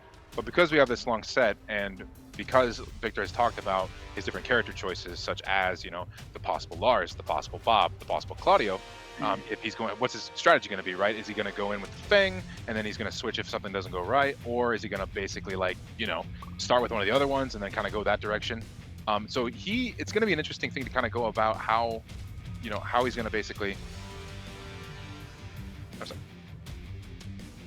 kind of go on about how Victor's going to kind of approach this from a long-term perspective in terms of character choice. Because yeah, I could certainly see if he starts with Feng and then things don't go well, him switching to one of those other characters, or alternatively, if he's like, well, you know, I'll start with one of these characters because they're new and then kind of use Feng as my backup. So I could see either way, but it's going to be interesting. All right, and we have them readied up. We are about to go into the match. Okay, what's your prediction? Are we going to see Jin versus Fang game 1? Jin versus Bob game 1? Jin versus Lars game 1? Like, what are we going to have? I'm kind of inclined toward thinking that Vic might not start with Feng, right? I kind of get the feeling that he might start with someone else. And if that's the case, the character, I would, it's tough, man. Ugh. It's like, I kind of have like this branching decision tree where it's like, okay, if he starts Feng and then he decides to switch, then he'll switch to Lars. But if he starts with someone else, it might be Bob instead. And then he might go to Lars if he loses with Bob, and then he might go to Feng if he loses, you know, stuff like that. So I have no clue, but I'm cool with it either way. And we have it, ladies and gentlemen. We got main versus main. Fang Wei versus Jin Kazama coming in strong for this first match. I mean, that doesn't really surprise me either, because, you know, as much as, you know, Vic kind of complains about Feng sometimes. Just want to make sure we're synced up real quick. Just counting down 60, 59, 58, 57. Yep. We good? Yep. All right. Starting off, just feeling each other, a little bit of pokes. We get used to comeback 3, yep. Absolutely. Fang Wei, all of VMGF's characters this season that just dropped have actually just received buffs. And you just see this poke damage adding up. Yep. Let's still dash into the jump. It's cool. Yeah, 7 golden letters to start off this first round is just VMGF. And you're gonna hear us call him Vic. Ooh, looking for the sidestep 4, finds the launch. Nice. Yep. I mean, his name is just his initials anyway, so I'm not really sure. You know. Yeah. Oh. We're also gotta always look out for that classic up forward 2 from Feng. The new move. There's the new one. Loves excellent combo tool, and also adds a little bit to his poke game. Great interrupt. Where Vic is so dangerous is when he has that pressure to you up into the wall, because he'll use that evasiveness to make you think it's your time to get out of the wall. Right. Well, you know, he said before, you know, one of the issues that he thinks Feng has is that his stuff pushes people back too much, right? But it's not really a problem with the wall, right? It's like, oh, normally he doesn't have, his plus frames don't work as well, but when he's got the wall, not really a problem as much. You can kind of, you know, do what you got to do. Absolutely. We just saw a little bit of the matchup play right here as that low shoulder from Feng, normally a quite safe move, is actually launch punishable by Jin Kazama. Oh, block no punish. And here we start seeing a little bit of reversal, but ooh, wall bounce. Big damage! Oh, but drops the last little bit. Oh my gosh, messes up the wall standing 4 and gets Demon Scissors. No, he's so close. Oh my gosh, Quentin, just go for the low! No! Oh my god, what a comeback from VMGF. Quentin had him like 3 times. He had him 3 times and unfortunately just couldn't pull it out. Close, man. That one was a close one. But the angry Chinese man takes 1. That's 1. Yeah. I mean, I want to say close, but that was 3 straight rounds of just the secret scrolls being unlocked. The third round was certainly close, right? But Quentin's certainly got some adjustment that he needs to do. Because, yeah, those first 2 rounds, Vic was just you know, wearing him down with that relentless poke game, using that buffed down back 3 from the perfect range, and just really going in and making Quentin have to play defense. And you can only really play it for so long in this game in general, right? Even the people with the best defense gonna break eventually. So even Quentin, who's got really solid defensive fundamentals, You know, if he's getting eating that onslaught, he's really gonna have to figure out what his next move's gonna be in terms of how I'm gonna stop Vic from coming in and just using all these moves. I mean, obviously, one thing you could do is, you know, if you do block it down by 3, if you launch, maybe you can kind of dissuade him. But Vic usually isn't dissuaded by that kind of thing, so that's why it's kind of tough. It is tough. And just to clarify for the viewers, there's a little bit of confusion. This is a first to 10 for $100. Winner walks away with $100. Yeah. I said 50. Total. It's Well, it's twice 50 as good. each. Yeah. Oh, I Each see. person throwing in $50, so it's $100 dues coming in. That low, man, that down 3, aka the James Brown, the way he just slides in, hell, Yeah. you know, is just gonna be so power. It's like that's the main tool. That is the main poke. Big plus frames, and now just receiving a buff in season 4 to getting a nice little mini combo, little, you know, mini cool. Really, really cool looking. So there's that at least. Oh, Oh, there it is again. As we said, gotta be careful. absolutely. When you start going for that low against Jin, you gotta start realizing the risk of that. But I like the choice to the infinite stage here. Oh, whoa, uncharacteristic drop from BMGF. Yep. Oh, finish it with the big wheel kick. Yeah, I love it. Demon Scissors, man, come on, you gotta love it. Oh, the counter hit. Delay. But no pickup. That wall standing 1-2, 1-2-1, man. Yeah, those little delayable strings. When you think it's my turn, and then you just get. Yep, you get I already bopped. pulled that extra hit from pocket stand. Yep. But that said, Quinn's taking it this way. Nice little lander. Mm-hmm. Goes up two Clean pretty on the quick rounds. axe kick. Yep. Don't be ducking. Oh, we see the first Hell Sweep come out, and it's a big whiff. Yep. Scary. But he did save it for the last round. James He did. Brown kick connects. Oh. Vic loves to do that get up while standing launcher kick. Just Yeah. all the time. I mean, that move is can be tough to punish because of the way that it kind of Pushes back, yeah. Yeah, pushes back and just like there's a bit of evasion at the top, but ooh, that big meaty shoulder, Iron Mountain! Iron Crush! Mountain, damn. Oh, yep. Oh my gosh, Quentin on was top of 3 that. for 3, yeah, on those low punishes. The low sliding shoulder. I kind of feel like if that's the case, man, you might as well just down back 3 at that point, right? Ooh, the crouch dash 1 coming in. You know what I really love to see out of Mishimas and Jins, specifically in long sets, is they hold off. He's holding off on the electrics, he's holding off on the hell sweeps, he's holding off on the Mishima tech to, you know, really just feel around. He's just playing like a basic Tekken character strat. And then he'll slowly start working in those electric wind hook fists, those hell sweeps. You know, some of that trademark Mishima bloodline is going to start coming into play a little bit. But I love, if he can hold it off longer and still collect these wins, it's going to be big. Okay, but then we got 1-1. So again, starting off pretty even, which I'm super stoked about. But I don't think either of us, I don't think anyone thought this was going to be some sort of giant, you know, slaughter one way or the other, because I think you guys are pretty damn even too. No, it's going to be call and response the whole way through, for sure, for sure. Yeah, like I said, it's interesting because, you know, I harp on it, but it's interesting. Will Victor at some point, since he's got, you know, you don't want to think to yourself like, oh, I got 9 games to play with, but at the same time, you kind of think to yourself, well, you know, if I do switch to another character at this stage and it doesn't necessarily work out, it's not unrecoverable. I can still come back from that if I do want to switch back. Because yeah, like you said, all of his characters, the ones that he was playing before, that Lars and that Bob especially, and Claudio is still obviously really dangerous. He's got options here. If he gets a certain read on what Quentin's doing, or if he's like, I'm kind of sick of getting punished for low shoulder that way. I'm not going to deal with that anymore, and then switch to someone else who doesn't have to deal with that. Then you just kind of go from there. But Absolutely. But I really don't think he's gonna switch characters until he gets put in a hole that he isn't seeing his way out with Fan. Like if we see 4 straight wins with Jin, 5 straight wins with Jin, then yeah, I think he might go into, all right, let's pull out Super Bob, you know, T6 Bob with his own electric and stuff. I expect Lars before Bob, but we're not going to talk about that until Feng is out of here, because this Feng is still here and it's still dangerous. That down jab was a whiffed electric punish. Oh, the 4-4. Oh. Oh, Combo, that's the combo American drop? Yeah. It's just a reset. reset. They move. Oh, stomp him. Oh, Caught you pain. ducking. See, he just needs one hell sweep here. Will do it for Mr. Quentin. I shouldn't have said that. I hope he's not watching. Oh my gosh! The Oh. twin fist punches. Yep. See, the nice thing is that does it too. Hell sweep would do it, but that would do it too. Yeah, punching him straight up into the air and launching him for massive damage. Like once That'll in the probably take throat, one once out. in the face, and that 4-4 again. Mm, Oh, I that was like a Marty combo.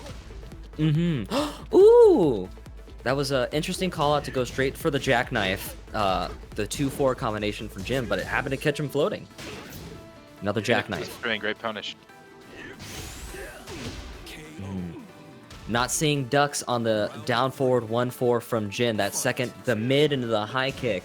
That is a real big part about the Jin matchup. There is a mid that he can switch it up with, but it's a big delay, so you can fuzzy guard it. Misses the punish on the James Brown. Oh. That ain't good. If you can't punish that consistently, you're gonna have a really bad time. Headbutt him. Like, yeah, you got parries, whatever. Yeah. VMGF, very evasive player. You know, he loves his great hell sweep by Quentin. VMGF loves his, you know, he has great movement, but he really accents it with a lot of extremely evasive moves from Jin. But Jin has a really excellent tool to deal with these evasive moves in 2-1. High jab, mid jab. Look at that! Ooh, getting ready for the down back 1-2. Or down back 1-3, whatever. Low kick. Guy was ready. And then just break his ankles real quick. No big dealio. With the foam posits in his shoe, no laces. I just realized that Jin doesn't have any shoelaces on. His tongue's just hanging out. I mean, he is still kind of youngish. Not, you know, part of that new generation. Yeah, he's the grandbaby. Yeah.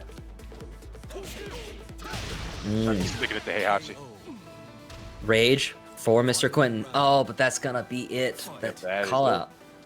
That's one habit. Okay, I gotta admit, Mr. Quentin did come to me for some advice before the match, and I told him, when you land a punish and you have big plus frames, do not take it for granted, because VMGF loves to interrupt with backswing, with that huge back one, the palm, the stop sign. Big meaty palm into a big meaty shoulder, and then suddenly you're down. You're in a rage. Figure it out. But he got the wall right now. Oh, no, we don't. Counter hit kick. Oh, season 2, that would have been the end of the game because we would have gotten a full combo. Ooh, electric. Look at him. You see, he's pushing buttons after electric. You got to tighten up your pressure. You can't be letting him get away from that. You're +5, man. That's big old plus frames. Yep. Ooh, that was... It's meaty. That was This is close gonna one. be... I'm sorry, guys. If anybody was looking to pack it in early tonight, I don't see that happening. I don't either, It's gonna man. be a lot of boom, boom, ping pong, back and forth across the way. So the last time that Quentin did the reset, right? He switched to a Wallace stage. So it's gonna be interesting to see. I don't know if he actually switched. I didn't see if it was the random select or if he actually picked it. So He it's gonna picked be it. interesting to see if he's gonna. So yeah. So I would expect him to go back to that then, so that he doesn't have to deal with that Feng wall pressure. Because you know Feng can do okay. You know he's the evasiveness, like the Kempo back and stuff like that, works decently well. But you know he wants that wall. Yeah, no, Vic, I gotta skip. Calm down. I'm talking. I'm giving you a chance to evaluate. So, little question from the chat here: are these guys switching sides or not every game? Tekken Online works in a way where when you play, you pick the side that you want. So both players could be on the P1 side, and the way that it's random, if they both choose the same side, it's random of which person is playing P1 and which person is P2. And I know it's frustrating to swap those names, but it is actually very important in Tekken which side you're playing on. Player 1 or player 2, it really changes the matchup and changes the movement, the execution, the combos, and some like very big situations like, can I sidestep? Can I not sidestep? Will depend if you're on side 1 or side 2. As far as I'm aware, I don't think. Do you know if Quinn's got a preferred side? Because it's kind of hard to tell from the initial play. P1. He's a P1 boy. Just we're both in the, like, me and Quinn. I know that because anytime we play in tournament, we got a rock paper scissors for player 1. True. Yep, here we go. Infinite Azure 2. Starry Sky. where Jin got the kicks, but his hoodie's still tucked into his pants, so it's still not. It's a romper with a belt. It's a romper with a right. Oh, counter. Those James Brown, those lows that really just add up. Oh, got him. It'd be real tough to deal with that because think it's just how evasive it is. Oh, duck under that. Kick him in the knee for trying. Don't even bother with it. Perfect. Round 2. Yeah, when that sidestep 4, that sidestep sweep is such a scary threat because he's always doing these small little sidesteps, so you don't know. Right. That last sidestep 4 he did such a small sidestep you couldn't even read it. That's how typically you would react to that move, is you see the movement first, and that tells you, it's an option. Yep. Getting a lot of mileage out of 4-4 though. Perfect. Round 3. Fight. I think Vic's saying that he don't need walls. Yeah, this is oof. Oh. That's sidestep 4, man. Ooh. Good punish. Really the best way for you to deal with sidestep 4 is just to keep backdashing. Just stay out of the range of it, because if it doesn't hit deep, if it hits shallow, then it's not a combo. You don't have to worry about it. Well, that's decent advice against Fang in general, though. Especially since Quentin's picking this stage almost certainly, so that he can do the backdashes and kind of get out of the way. Mm-hmm. Here, Vic, I'm gonna hit this button for you, and I'll skip. There you go. Nice. I am actually going to, just to make sure our commentary is on the same beat, stream the game out again, so Yeah, we make sure. I can tell everyone. I think we should be. I'll tune into you. I think. Oh, I gotta dip out, or pass up. Ooh, it's scary. Like the second that you're going head to head, one game to one, win to loss to win to loss with somebody in a long set like this, and the first person somebody breaks that stride, it's a little scary. You feel a pit start to develop of, ooh, Yeah. maybe this The is.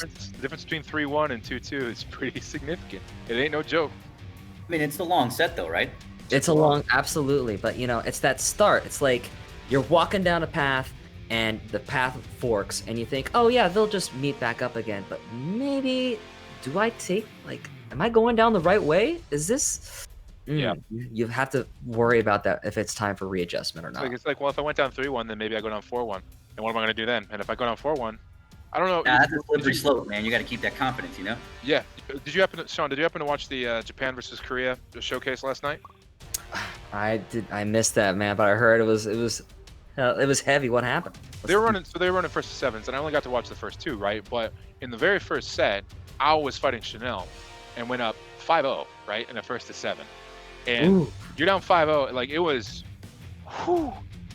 deadly quick. Kunimitsu versus Afina, and then a Kuni mirror that just didn't work in Chanel's favor, and it ended up being 7-2. But like you get this idea in your head where you beat Chanel's Afina, who's he's playing at this point, and if you go up 3-0 and you make him do I kind of believe was a somewhat ill-advised switch to his own Kunimitsu, because obviously if he was that confident in it, he would have probably just gone for it to begin with.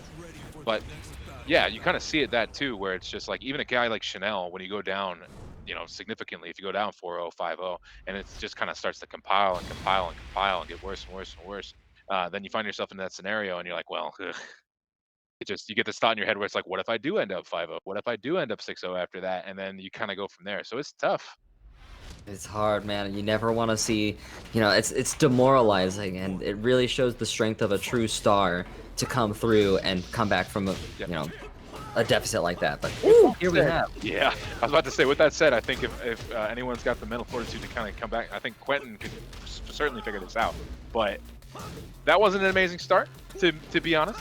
No, we have the big read on delay hop kick, one of Vic's trademark favorites. Yeah, he loves that. Like if up forward 2 is the father, then delayed hop kick's the son, and back one's the Holy Spirit. Man, I love that analogy right there. that's what it is, the old tabernacle. Anyway. Ooh, again. And in that last game, the MGF starting to land those heavy combos, that micro dash into starting to feel himself, man. 4-4. He is so dangerous when he starts getting into that rhythm. So Quentin's got to see if he can find a way to kind of break him out of this kind of, you kind of get in that trance. So he's got to see if he can break him out of it, because otherwise, ooh, electric wind hook fist, good way to start. Take that to the wall. Oh, that was almost it. But the step was just like a hair of a fraction of any micro modicum. They need that blue shoulder. Great block. Dealing with the sidestep forward. That last game was like the big key to that victory, was the sidestep sweep. Yep, so kind of set a nice little tone where it's like, well, that's not going to work at least. Other stuff might, but that's not going to this time. Oh. Wow. Oh my god, these guys are playing like the Matrix out here. Just that was dodging an everything. actual martial arts movie. I was about to say that. They're ducking and weaving.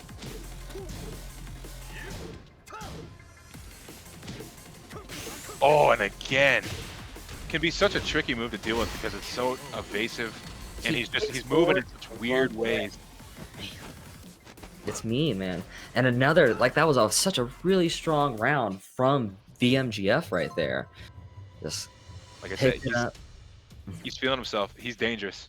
Like when he's in that zone where he's getting his offense off the way he wants to, when he's moving the way he wants to, he could be one of the most dangerous players in the state. But probably maybe one of probably the most dangerous in terms of like feeling himself and momentum. Just like, you know, he's getting his offense off. Things are working for him. His evasion is working to his benefit. He's really getting around a lot of Quentin's moves and being able to punish him for him. So yeah, it's, you know, we're starting to get to the freight train territory. We got to be careful because Quentin's got to find some way to deal with this and some way to deal with that evasion, which can be really, really tough. It's, you know, because sometimes Tekken, not the most consistent thing when it comes to hitting some of those evasive moves. Even if you do use the right move in the right scenario, sometimes it just doesn't work because you're a few pixels to the right or the left. Yep, that's the miracle of 3D system, man. It's a 3D game. Every single hair on piece of that knuckle on Jin is rendered in real time. There's no hitboxes. It's just like if it hit or it didn't, man, the fist will tell the tale. Yeah, so we're gonna get into this now, but yeah, we gotta be careful because if it don't work, you know, you're getting on territory now. Because if you let him go up 5-1. You're looking at a real, like, even without having to deal with the additional characters, anything like that. Because that's the other thing too, is that if Vic gets super far ahead, you know, he might be the kind of guy who's like, hey, maybe I'll bring out the Lars of the Bob just for you know, a nice little show exhibition. But okay, we're gonna get into it here. So we're just, the Forgotten Realm. So let's see if we're gonna see some sweet floor break combos. I know they both got them. We're gonna see if we can see them. I'm trying to think of like what does Jin get here besides, oh, he gets a stronger hell sweep. Just feeling each other up. One thing that I have not seen. Ooh, here's the hell sweep. Oh, it doesn't go for the. Oh, I guess that is the combo. Never mind. I guess I was wrong.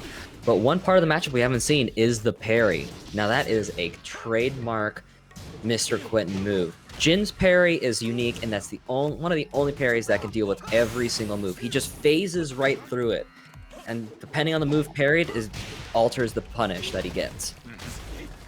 But right now we're doing floor breaks into blue stuff. Oh no!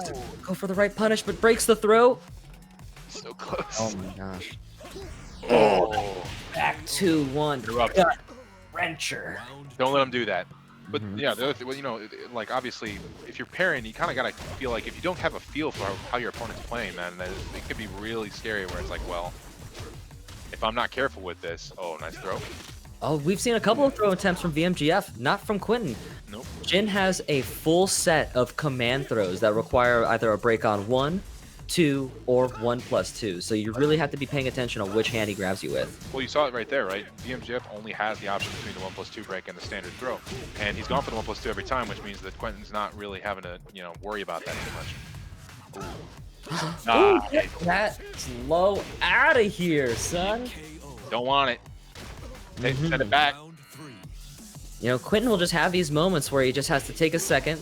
He puts his finger on his chin, he scratches his nose, and he goes, okay, I see, I get you, I feel it. And then he just, boom, makes the adjustment.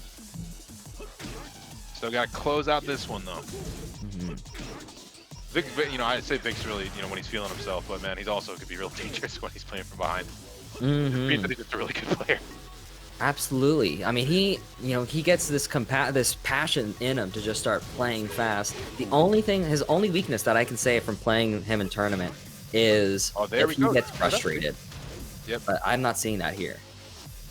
But he's got the 4-1 lead, so he's got space to move with. Four again. These big sweeps are just landing their mark. It's tough, man. Like you said, he's so good at making it so that you could barely perceive the sidestep. So it's a sidestep 4, but if you can't see the sidestep, it's like, well, he's just doing it out of nowhere. Did you see that new move? Got him some really nice wall carry on top of what he already had. It really fills in a lot of gaps in his combos. That sweep. Yeah, he does that at the wall. He does it when his back's against the wall, man. No fear. But now he's pulled it back, man, in two rounds to 2. In real prime position to put himself in a really, really strong position for the rest of this first to 10 and get himself that extra 50. Yeah, because Quentin doesn't have a character that I think he'd feel comfortable switching to. I mean, he has been playing a lot of Brian recently. His Brian is pretty scary, but it's not the tournament Jin. Right. Yeah, exactly. I mean, he's been playing Jin for so long, as long as I've known him, and he certainly has that character down pat. So it's kind of hard to say, well, is he going to be able to switch to another character that's going to be able to adjust to that? And I think, obviously I've not played it for quite some time. I've not been able to run into his Brian, but the general rule of thumb is that I think that he's best off just sticking with the Jin. Yeah. Figure that out. Play your main, play solid, play what you feel, But, now it's even tougher because we're talking about Victor just came back 3-2 on him. Just 3 straight rounds, and he took that match right out, just stole it, swiped it out from under him as he's done so many rounds and games throughout his career. So yeah, now it's like, well, you thought maybe Quentin started to figure out a little bit, but then Victor was able to switch it up enough that. Hey guys, don't forget !enter into the chat gets you into the TGZ gift card giveaway. If you haven't done it, do it now. !enter, all one word, no spaces. Back to you guys. We got another giveaway? Ooh, it's 2 giveaways, guys. Man. Yep. Statistically speaking, you have a better chance of winning if your name references getting paid. So I don't know if you guys want to switch anything up or anything. I'm just trying to give you the hot tips and tricks, Nintendo power. The sly stuff. I just see Steve enter again. This guy's going for it all. Double winner? Oh, come on. Going for it all. DQ that guy for just poor sportsman. He's a poor winner, man. If we could have DQ'd him for poor sportsmanship, we could have gotten rid of him a long time ago for playing Steve. Oh, there it is, though. Oh, all right. There it is. A big switch. A 230,000 Tekken prowess move. Switching to the Brian. I don't think VMGF's ever seen Mr. Quentin's Brian. I mean, I certainly had no idea coming into this that was going to be an option. So we're going to see here. Switches to Brian, but gets the Wallace stage on the random, unfortunately. Yeah. And, Quentin really knows how to use his plus frames with Brian, but... The much maligned hop kick connected. That thing can't whiff punish shit. Yeah, but it did. And here we are.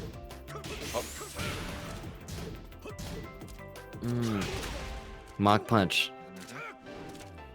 Standing a little stiff, whereas VMGF is just really feeling liberal with that movement, which you should always just be moving. Oh, dude, if he was feeling himself before after that 3-0 comeback, oh my gosh. Almost. That was almost a great round to really bring up, but now the threat's there. The threat, hey, the Brian's real. But, things like, hey, when in doubt, like that blue shoulder, never feel bad. Nice combo. Oh, never mind. I spoke too soon. While standing 1, doesn't find its mark on the whiff punish. This is where it's dangerous too, because now that VMJF has the lead, he can kind of stand back in his range without having to worry about being backed up, and he can use that forward 4 that he's getting so much mileage out of. Ooh, man. Forward 4, that high face kick, just so mean. Such a hard move to deal with. Oh, and gets him with the dash mix up. 2. Oh, he's up again. Quentin, I don't want to say, might be in a little trouble here. He's in hot water, man. He's looking like when I play Vic in tournament, just getting kicked in the getting kicked in the face by that dang move. Dude, yeah, right. That hits me all the freaking time when I try to get in. Maybe a little bit of snake dash, just some way to get in, just kind of low. I can one thing up the second. Nick is content to just stick back here, man. Just throw out that counter. Oh, not counter hit the regular. Finally Oh get no! the first launch punish on that James Brown. Maybe Brian. Yeah, maybe Brian is just way harder than I'm putting. Give him credit for. He's got the same problem Beanie had. I know. That backdash in itself is just hard, but if he just used that hatchet kick, that low hatchet kick, really gonna be the key for him if he's gonna make this Brian work. Yeah, I mean, yeah, it's one of his super key moves, man. Hatchet kick's super good. Yeah, you gotta see it more, but you're right now he's in a kind of position where I just don't think he's too confident in his offense or what he's doing. So yeah, we're up 6-1. This is 6-1, and I didn't want to. I literally wasn't gonna push the envelope on this one, but Beanie did beat Marty, which is 1 for Phoenix. And right now we're up to the 6-1. So right now, like, it ain't like that. I had to be. I didn't want to bring it up. Normally I was just gonna be like, just let it. I like all these guys, all cool. But right now we're looking at the 2-0, man. So we're gonna see if your boy Quentin can pull it out here. Quentin, come back, bro. My bro, man. Of course, I gotta stay impartial, but I'm still stoked. Yeah, well, no. We all know you two are, you two were the original invaders. Maybe not the original invaders. I only showed up post Tekken 7, so I can't speak to anything that happened in the old, the old scrolls that are buried under the original TGZ. Next to the ancient burial ground of the ancient old burial records. ground. And yeah, the old 5 DR records of what happened in the scene before Tekken. There wasn't a scene before Tekken 7. I know that for a fact because I wasn't there yet, so it didn't matter, right? But you take that. What was I saying? I completely lost the train there. Yeah, sorry, I got in a little. You two were the original invaders, as far as I was concerned. The original guys were coming up for Tucson. 2 of you, so I know Quentin can pull it off. It's just yes, absolutely. Come on, he's got like the best training partner in all of Arizona. He can, could come back. Good, easy. Coming back to the gym, smart. That was a little distraction. I don't want to say that Brian was rough, but I certainly don't think that Brian was at the point where he could handle something like Vic's thing. Perfect launch on those lift kicks. I mean, it's pretty easy. It's one of those really. Oh, nice. Ooh, got him for not teching. That is only a combo if you do not tech. A little bit of aggression. Punch him on the ground. Taking it out a little bit. Getting a little aggressive. Oh, there's the counter hit. There it is. On that James Brown. Super cool looking. I mean, Feng in general just is like, he's got all this super sick stuff. See. I mean, there was a nice adjustment that first round, but the Oki, when you start factoring Oki, or, for people who aren't familiar with Tekken, or 3D fighting games in general, when your ass is on the ground, it's not a time to breathe. That can be when the game is the scariest, because there's so many different ways for you to get up. You can attack from getting up, you can roll backwards, forwards, and, if you put yourself in the wrong situation, you might be asking for a free combo, just like this free combo from the counter hit down forward 2 we saw from Mr. Quentin.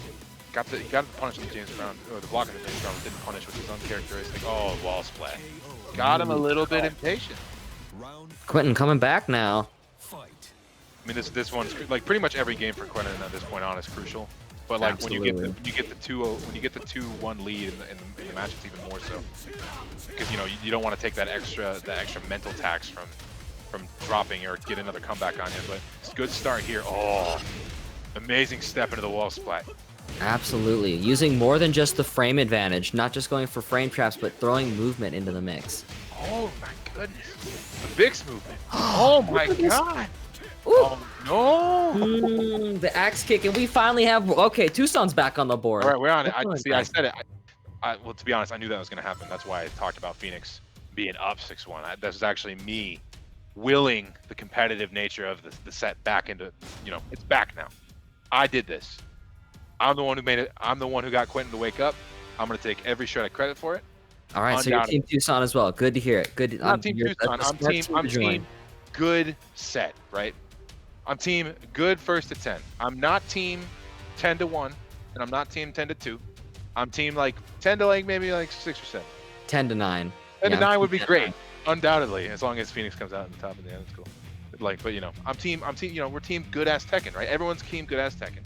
So I want to see more matches. It's been like, man, it's been so long, right? It's been, dude, not to harp on it, right? But I just was realizing yesterday that there were babies that were conceived and born in the amount of time it's taken since I've been working from home, right? And I thought about that. I'm like, dude, I need to get some Tekken now. I need to get this off my matches. It's been so long since I've seen you guys, and I'm so glad to be here so to talk to you guys and watch these sweet, sweet Tekken matches. So I want to see as much as possible. And that's where lies on Quentin right now. That's on Quentin. The ball's in Quentin's court to make this happen.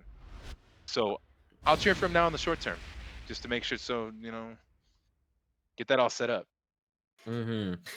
Yeah, I don't know. What adjustment do you think he needs to be making? I mean, he's made an adjustment right there, but is that enough? Getting that extra movement to I these feel like quick punishes. that last match, a lot of the victory came from a better defense, right? He got a lot more launch punishes on stuff like down by 3, stuff like that in order to make it work, right? So if he can shore his defense up a little bit and keep that same. But that said, very, very hard to do, especially since, yeah, like that right there. Especially since Victor knows that too. He's well aware of that fact. And so he's going to switch it up too. Oh, messes up the laser scraper combo. Oh, delay again, and then finishes it with that low. Round 2. A quick little kick, my shin to your shin. Nice. That standing 4, a crucial tool to really beat out the evasiveness of Fang. High, homing, and on the counter hit, big launcher as we just see right here. Okay. Oh, and again, that great step. Oh, no. The sidestep force palm split in the earth. That's such a strong move there at the wall. Sidestep Plus 4, on hit. sidestep 4's palm. Mhm. Double whammy. Mid low, you gotta guess. Good block. Ooh. And Counter hit laser cannon finds its mark. the big challenge, interesting.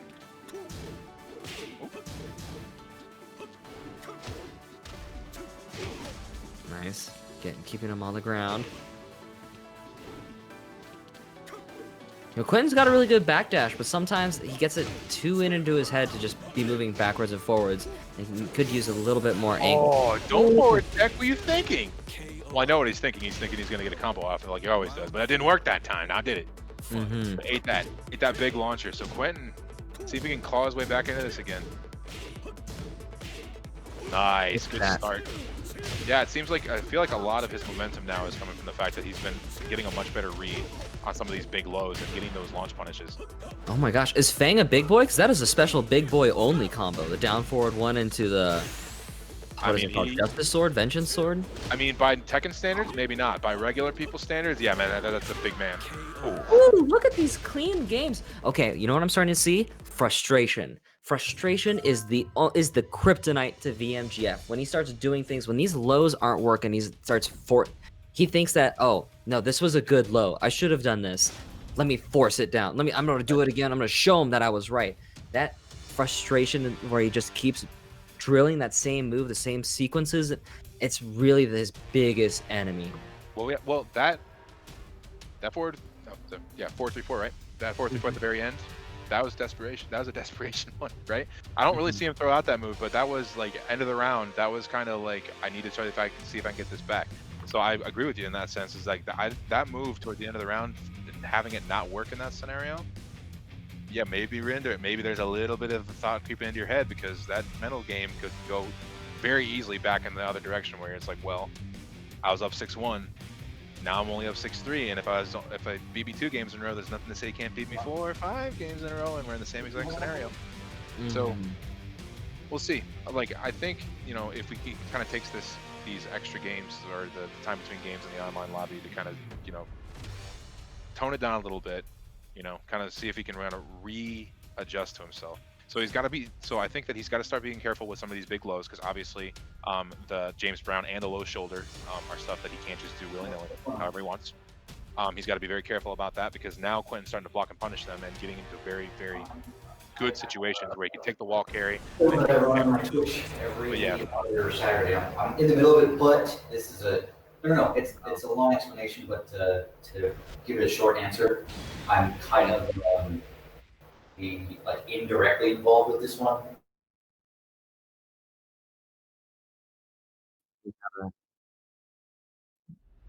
Abe forgetting to mute his microphone real quick, but it's all right as we go back into Good. this match right here.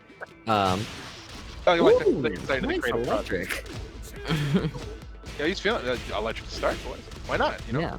You know what's a big part of this matchup that's coming into play that you just brought up, actually, are those launch punishable lows. But the problem with Fang is his lows are going to be launch punishable. The only thing he's got is that little token forward that is Right. not that scary.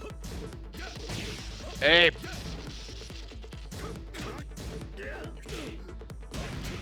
Chad, can you go ahead, type to Abe so he can read the thing? Trying to figure out. Anyway, we're gonna talk over it.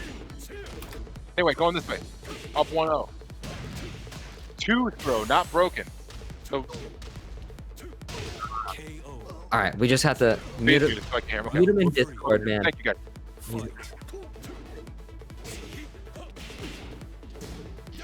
Okay, sorry about that. Anyway, back 1. Okay, so Quentin went up 2 games while we were dealing with that because we could hear him and you guys couldn't. Another big low launcher right there. So yeah, like you were saying, like Fang's kind of got to commit to some of these sometimes, but Absolutely. I mean, traditionally, that low shoulder is such a massive tool in his offense. right, And like you can't just like decide to not use it, right? It's kind of important. But you know, if he does use it, it's in a problem. But that was a pretty damn quick. We are coming back, Tucson. Do not ever count Tucson out. All right, I'll let you know. It's never over. You never. I'm telling you, I wasn't counting him out. I was spurring it, right? Like I said, I'm team good ass Tekken, right? More than anything, like city rivalries, that's cool, but I want to see some good matches, and I don't want to see no 10-2s. And so now we're not going to get 10-2s. Most we're going to get now is 10-4 good buddy. This right? is like, yeah, 10-4. Man, this is like Quentin Unlocked. I don't know if anybody ever saw 2 years ago at Undefeated. Was it 2 years ago? Undefeated 2018? No, that was last year. Undefeated 2019. Quentin went up on stage up against Q-Dans. I mean, he got slapped around, but there was like a couple of real great rounds where you just see his chakra unlock. It's down his central, down to his mid, just opens up, and the pathway of spiritual energy really. Sorry, I'm from Sedona. I'm getting a little off track here. He starts playing good, and he gets in tune of what's good and what he needs to start doing, and he's doing it right here, man. So his chakras. It took a little bit of time, right?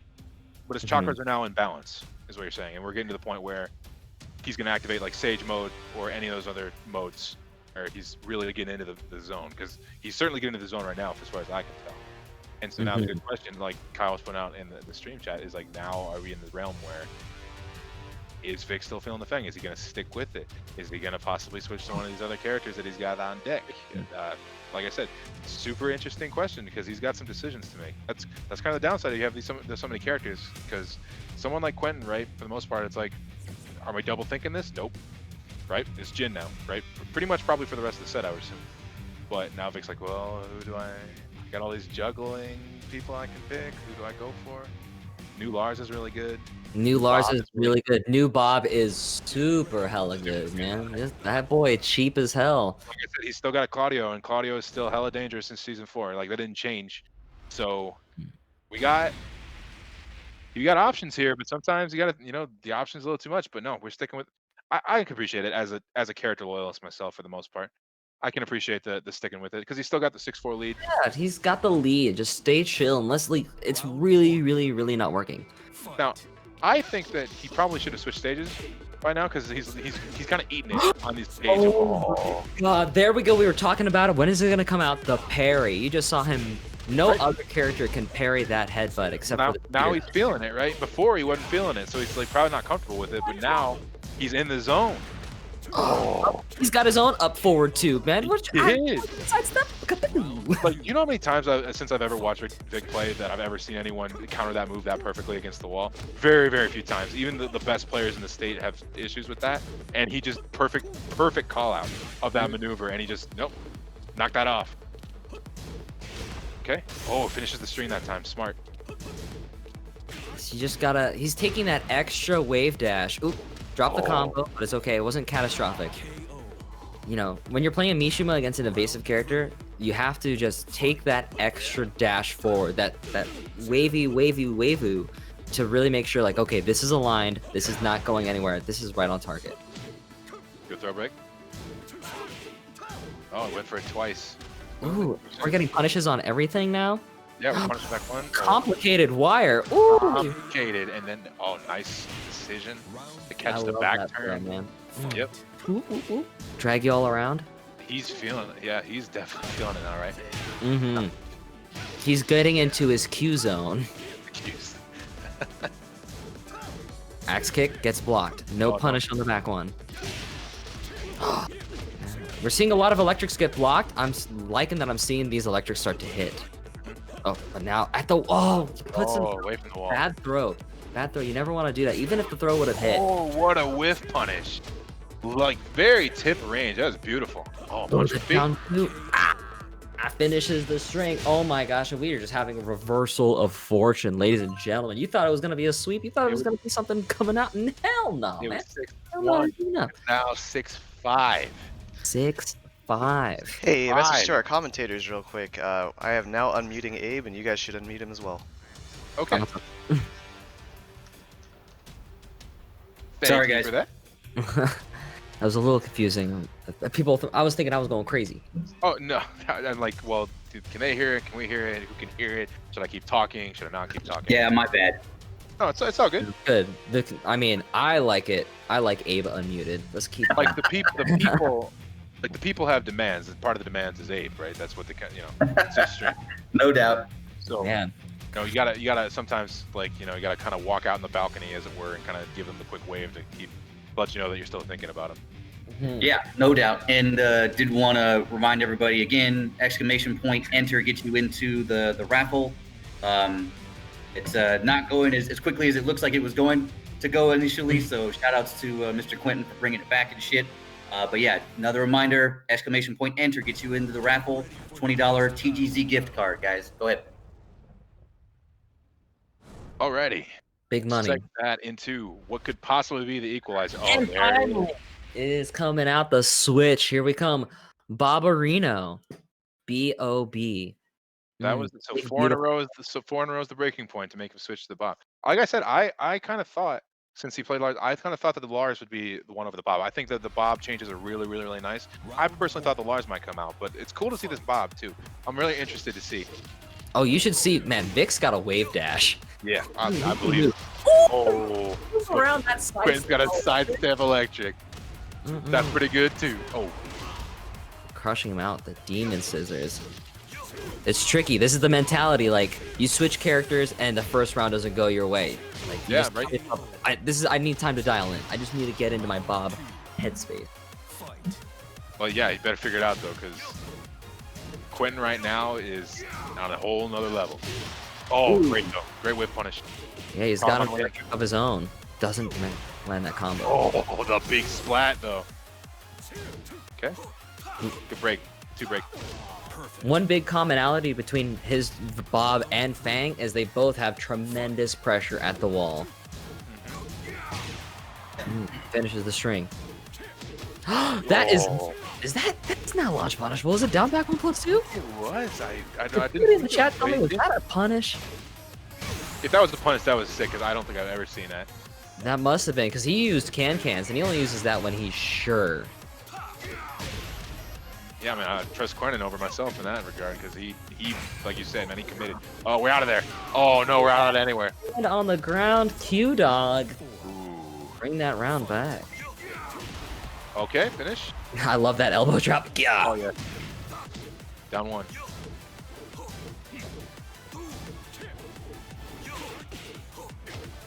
Okay, now he's starting to get his offense started a little bit. Things are starting to really start putting on. Ooh. Another perfect? Are both of the Bob rounds gonna be perfects? They are. Don't matter. If you can't win 3, it doesn't matter how many perfects you get. So we gotta fix it out. He's stepping the right way. I like the sidestep right coming out of Mr. Quentin. Okay.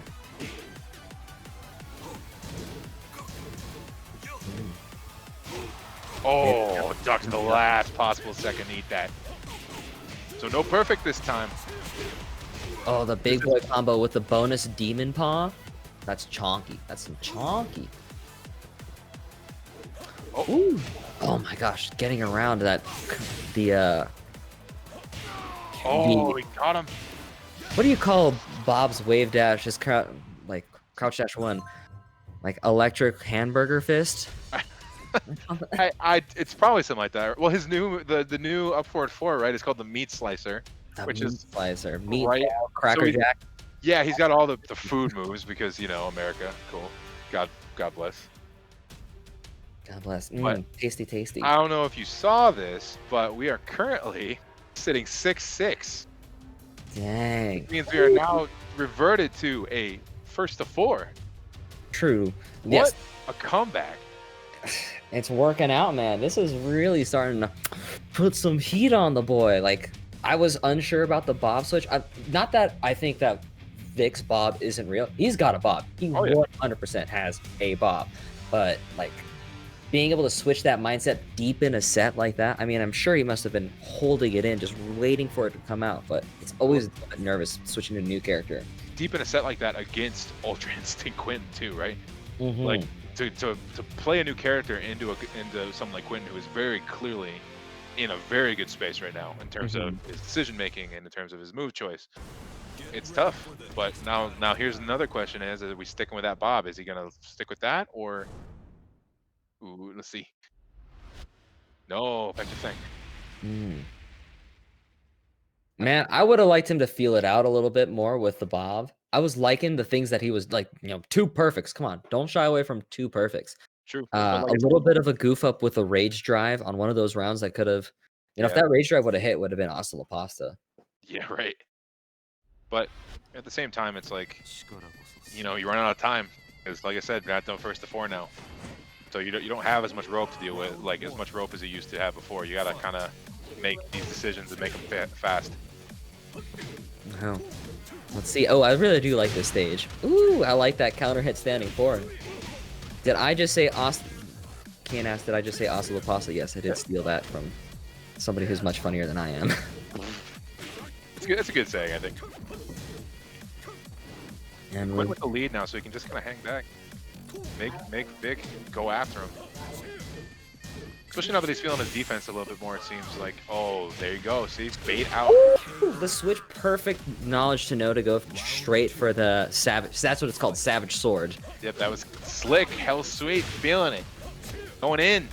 Oh, a little bit of a combo drop there. And by that, I mean a pretty big combo drop, but that's cool. Oh, right next to the wall. Oh, no, this is... Oh, my goodness. Come on. No. Oh, my gosh, this is going to be big damage. That right there might be a Vic. Like, that's the kind of stuff that I think really gets him tilted with stuff like that happening. Yes. Oh, Vic has a love-hate relationship with this game because crazy stuff like that will happen. Everybody in the chat's like, come on. What was that? Yep, right? Another missed shoulder? It's so weird because, shoulder is one of those moves that I think of as like, this is pretty consistent most of the time. But, Yeah, it's a godsend move. Right. And then so for that to happen on the wall bounce, at the wall break, man, that's a heartbreaker. Oh, the backswing blow? Oh, as he feels the power of the Kazama style. That is just disgusting, man. Just, What happened? woo, he just... the instinct, I'm telling you, the instinct. Hardest call out. Damn. Okay. Oh, Ooh, don't you ever let that move get blocked. nope. Except unless you're fighting me, in which case, yeah, you can get away with it. Look at him, just going for this. It's super underrated. I feel like nobody in Arizona that isn't me understands how savage Quentin's wall pressure can be, because he really uses his plus frames. All those plus frames that Jin has, it makes it scary. Great. Probably gonna be enough to finish it, but No, not close, but he's gonna have advantage here. And the wall, but no. We say no. Quinn is taking the lead. My jinx is real. My Phoenix jinx is real. I bit off more than I can chew on that one, and I apologize to anyone who's cheering for it, but I don't really regret anything. no regrets. This right here, man, what a damn. I know, what a swing. 6-1 to 7, or from 6-1 all the way to 6-7. Right? Well, it's like if BMJF can win 6 in a row, then Quentin can win 6 in a row. right? Yeah, I mean, that's what it's been. I'm sure, I'm sure you know. I'm sure if you guys are in your death matches or whatever, I'm sure there's been plenty of times where you've gone on long streaks, but either way, right? You versus him. But damn, dude, even this, man, this is pretty nuts. So This is Victor, heavy. he's got to figure out what's going on. He's got to figure out what he can do to kind of take this back. Because like you said, like that right there, right? The backswing blows, stuff like that, where it's kind of indicative where it's like, is he in the right headspace if he's doing that a bunch? Because he hit it once, right? But Quinn's not the kind of guy who you can just be like, I'll use it 3 or 4 times. Like, you know, like I said, me, I'll eat that all day, all the time. Because, you know, my plus frames are mine, right? I want them, right? It's not fair. I need them, right? I deserve these. Exactly. I'm And plus 19. no. I'm gonna use it to dash forward. Right, but no, right? But Quentin adjusted. He's like, no, I saw that once, right? I'll give you 1, but the next time you're gone, right? You're going to the wall. It's gonna hurt, and I'm gonna take that Oki. I'm gonna press you. I'm gonna give you everything you can handle because, yeah, I ain't about that life. I ain't about to eat that. Yeah, frustrated with the that bad wall break and the loss of the floor break. He goes straight to the no gimmicks, no frills, Miami Vice, Feng Wei, Like, and looking for it. In all fairness, it's like, you know, I understand completely how you can miss that shoulder break into the wall bounce, or the wall bounce into the shoulder break, other way around. Sorry, but yeah, it happens. It happens quite a bit. The Sen 1+2 just that is Jin's most dangerous launcher, the highest damage he can get. The cool 74. You know what's interesting here? Yeah, it's pointed out is that Victor actually chose the wall stage this time. Which is Round 2. worked out first round though. Ooh, electrics coming through. Ooh, when I've always noticed this about Vic, when he feels like he needs to take the space back, you know, like cool off, you'll see a lot more of the 1-2, 1-2, backdash, 1-2, 1-2, and you know, it's a bit of a safe move, but it does have enough recovery to really get massively whiff punished. Complicated wire gets broken. No duck on the new string, you know. Interesting. You do see that down forward 4 come out, and you gotta start thinking like, he might be. Look at there it is again. No duck. I feel like you're not really as inclined to. I feel like I don't see most of the Fangs use it as in neutral as much. It's more of a combo thing. But yeah, it still exists. But you do have to readjust to it for sure. But yeah, because that whole string is actually new in itself. That was his new move he got last season, and so they just added on to it. So it's all like, in general, just unfamiliar. First Hell Sweep gets blocked of the whole set. Yep. That could be a big swing, you know. You block one, you start feeling it. See, 1-2, that pressure, just bringing back the pressure. Yeah, 1-2 fish hooks. All the kind of classic thing. Ooh, the classic Jin problem of he has a really amazing 10-frame Punisher, but sometimes it'll just whiff, and it just has weird range. Battle of the pokes. What's gonna fend it off here? Forward 4 will finish it. Sidestep 4 will finish it. Hell Sweep will finish it. All these dangerous lows. I shouldn't have said that. Don't let me influence you players. Oh gosh, the commentator's curse. Oh, yep. He heard you. Sidestep 4 just block, and it wasn't even. It was blocked at tip range. So even if it would have hit, it wouldn't have been a combo. Yeah, that's rough. But still up 2-1. Perfect. Use, like, do not let him get away with these plus, or have those plus frames and use them.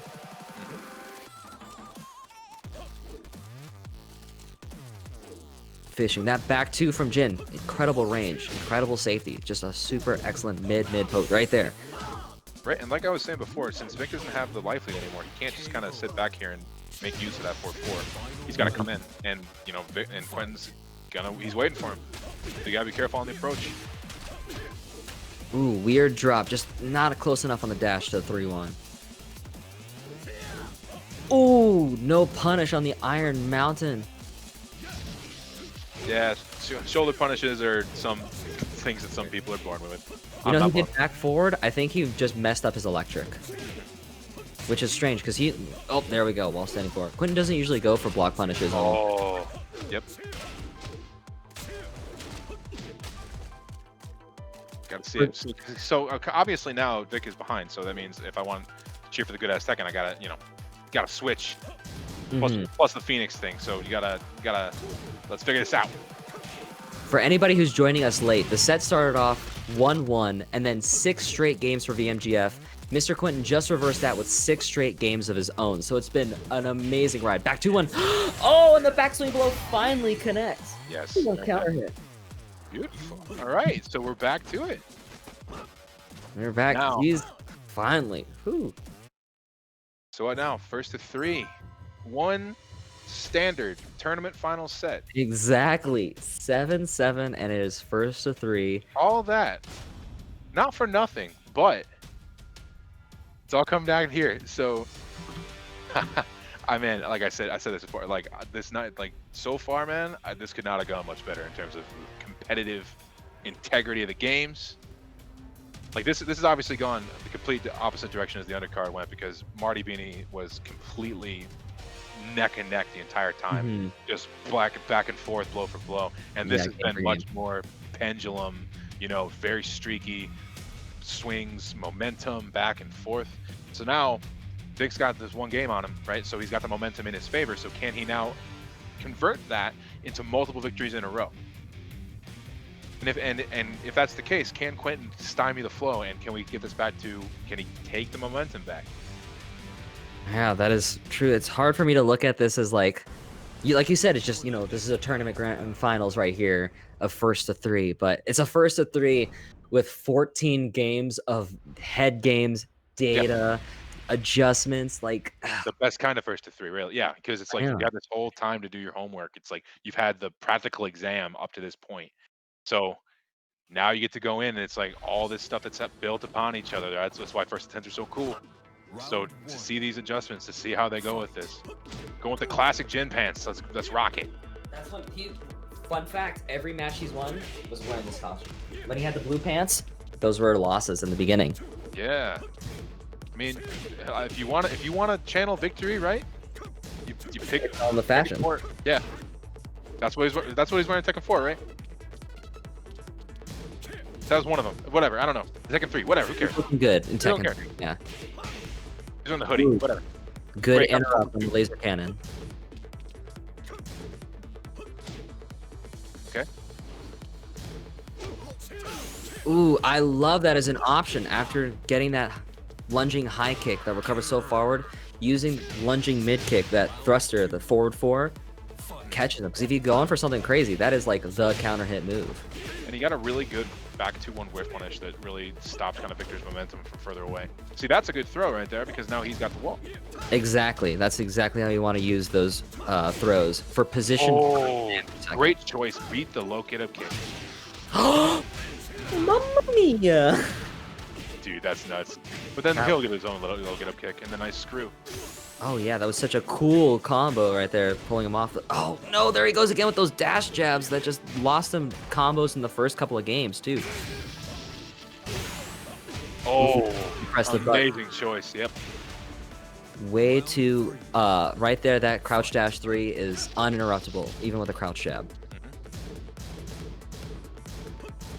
He knew Victor wanted to push button so hard. Down 4. Now we see it, that down 4, that quick low 14 frame kick from VMGF. The only low that he's gonna really use that's not launch punishable by Jin. Oh, Ooh. no, punish. Could have gotten a forward 1+2 shotgun fists on it. That's not the real name, but I love it. No, it's a completely acceptable name. I don't care what anyone else 10 says. string? Woo. Gonna go into the bag of tricks now. Oh, good throw. He said he's been breaking the 1+2 consistently, so you know, might as well throw in. Mm-hmm. He doesn't have the great throw mix-up game, but you might as well throw in some of those generic throws just in case he's mashing it. Absolutely, you always, no matter what your character is, throws are still a factor. You have to be ready for them. Oh, The delay hop kick read. Oh, almost caught him ducking. The back one just stops Quentin in his I'm track. starting to get flashbacks now to the first few games of the set where they were playing on this exact stage and Vic was hitting counter hit back one after counter hit back one. Mm-hmm. Finding the gaps in that pressure. Oh, not that time though, but not quite. That was so close. Oh. Ooh, look at that. Waited for the parry, saw what he was doing, hit him with a low kick. Smart. Right, this is a huge round, man. Oh. Get to the wall with that that season 3, that combo. How's he gonna fight away from the wall? Another generic throw. Working out.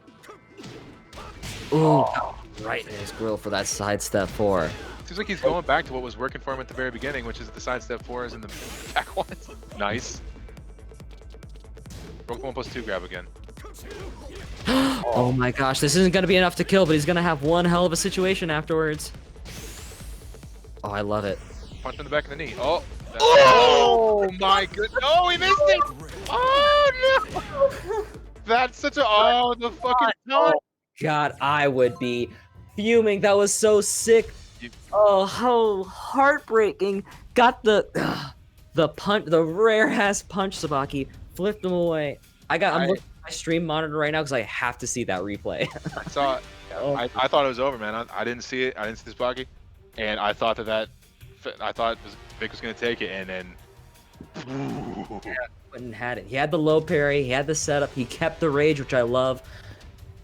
And right here, I'm watching, the slow-mo. Get out of here. Drops the forward 2.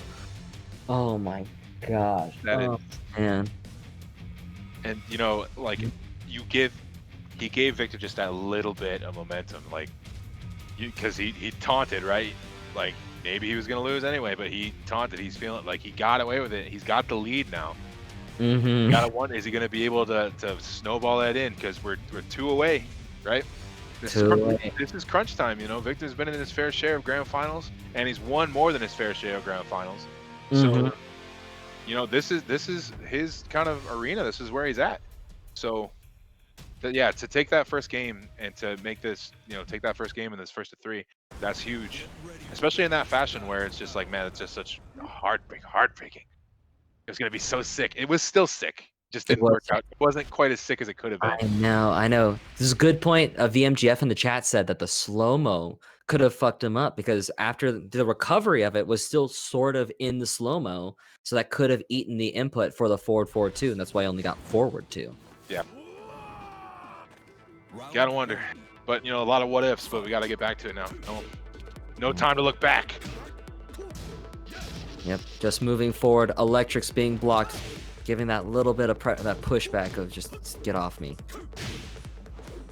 Ooh, double counter hit. They both go dizzying out. Those are the moments of the best. I love them. Double counter hit, crumple over like a bunch of dummies. Ooh, nice. Earlier, I don't know if you saw in that exchange, but Quentin got the sidestep and went for hell sweep as a punish. You know, I'd like to see just some hop kicks. Just, you know, if you're gonna whiff punish, keep it simple, man. Oh, interrupted. Oh, that's... I can't believe it hit. That tagged him. That sucks. Oh, again. Is this what he needs to steam through to the final? Poof. Look at that forward 4 threading the needle. I know, like, it's totally worth it that stature kick low doesn't give a combo anymore, but I love that the mini combos now, he throws his whole body on them. Yep. That's the 3rd generic throw that Victor's done that's gotten Quentin, so we're going to see if we see more. Fish hook ender.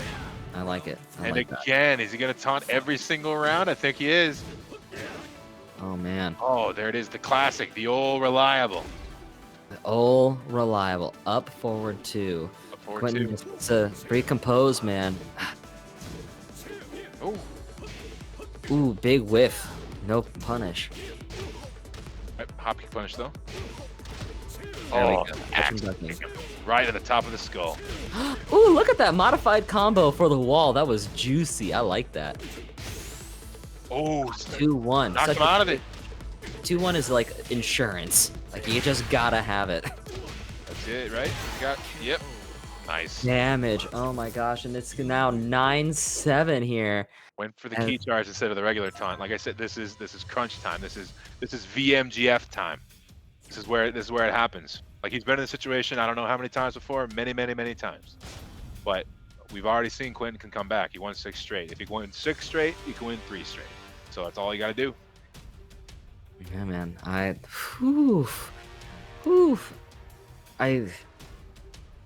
right, if you guys think who here thinks that Vic's got it this game, or are we gonna have Quentin just revert? I mean, he's done so many reversal of fortunes. He went back from 6-0 to a 6-0 of his own. Mhm. Like, So I don't know, man. I don't know.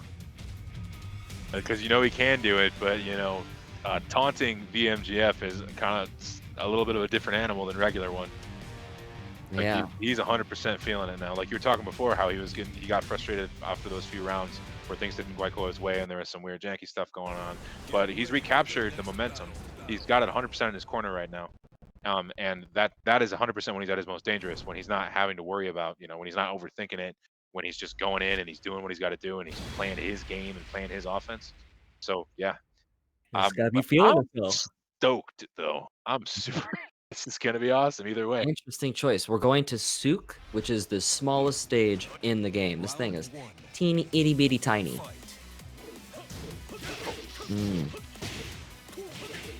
Let's see.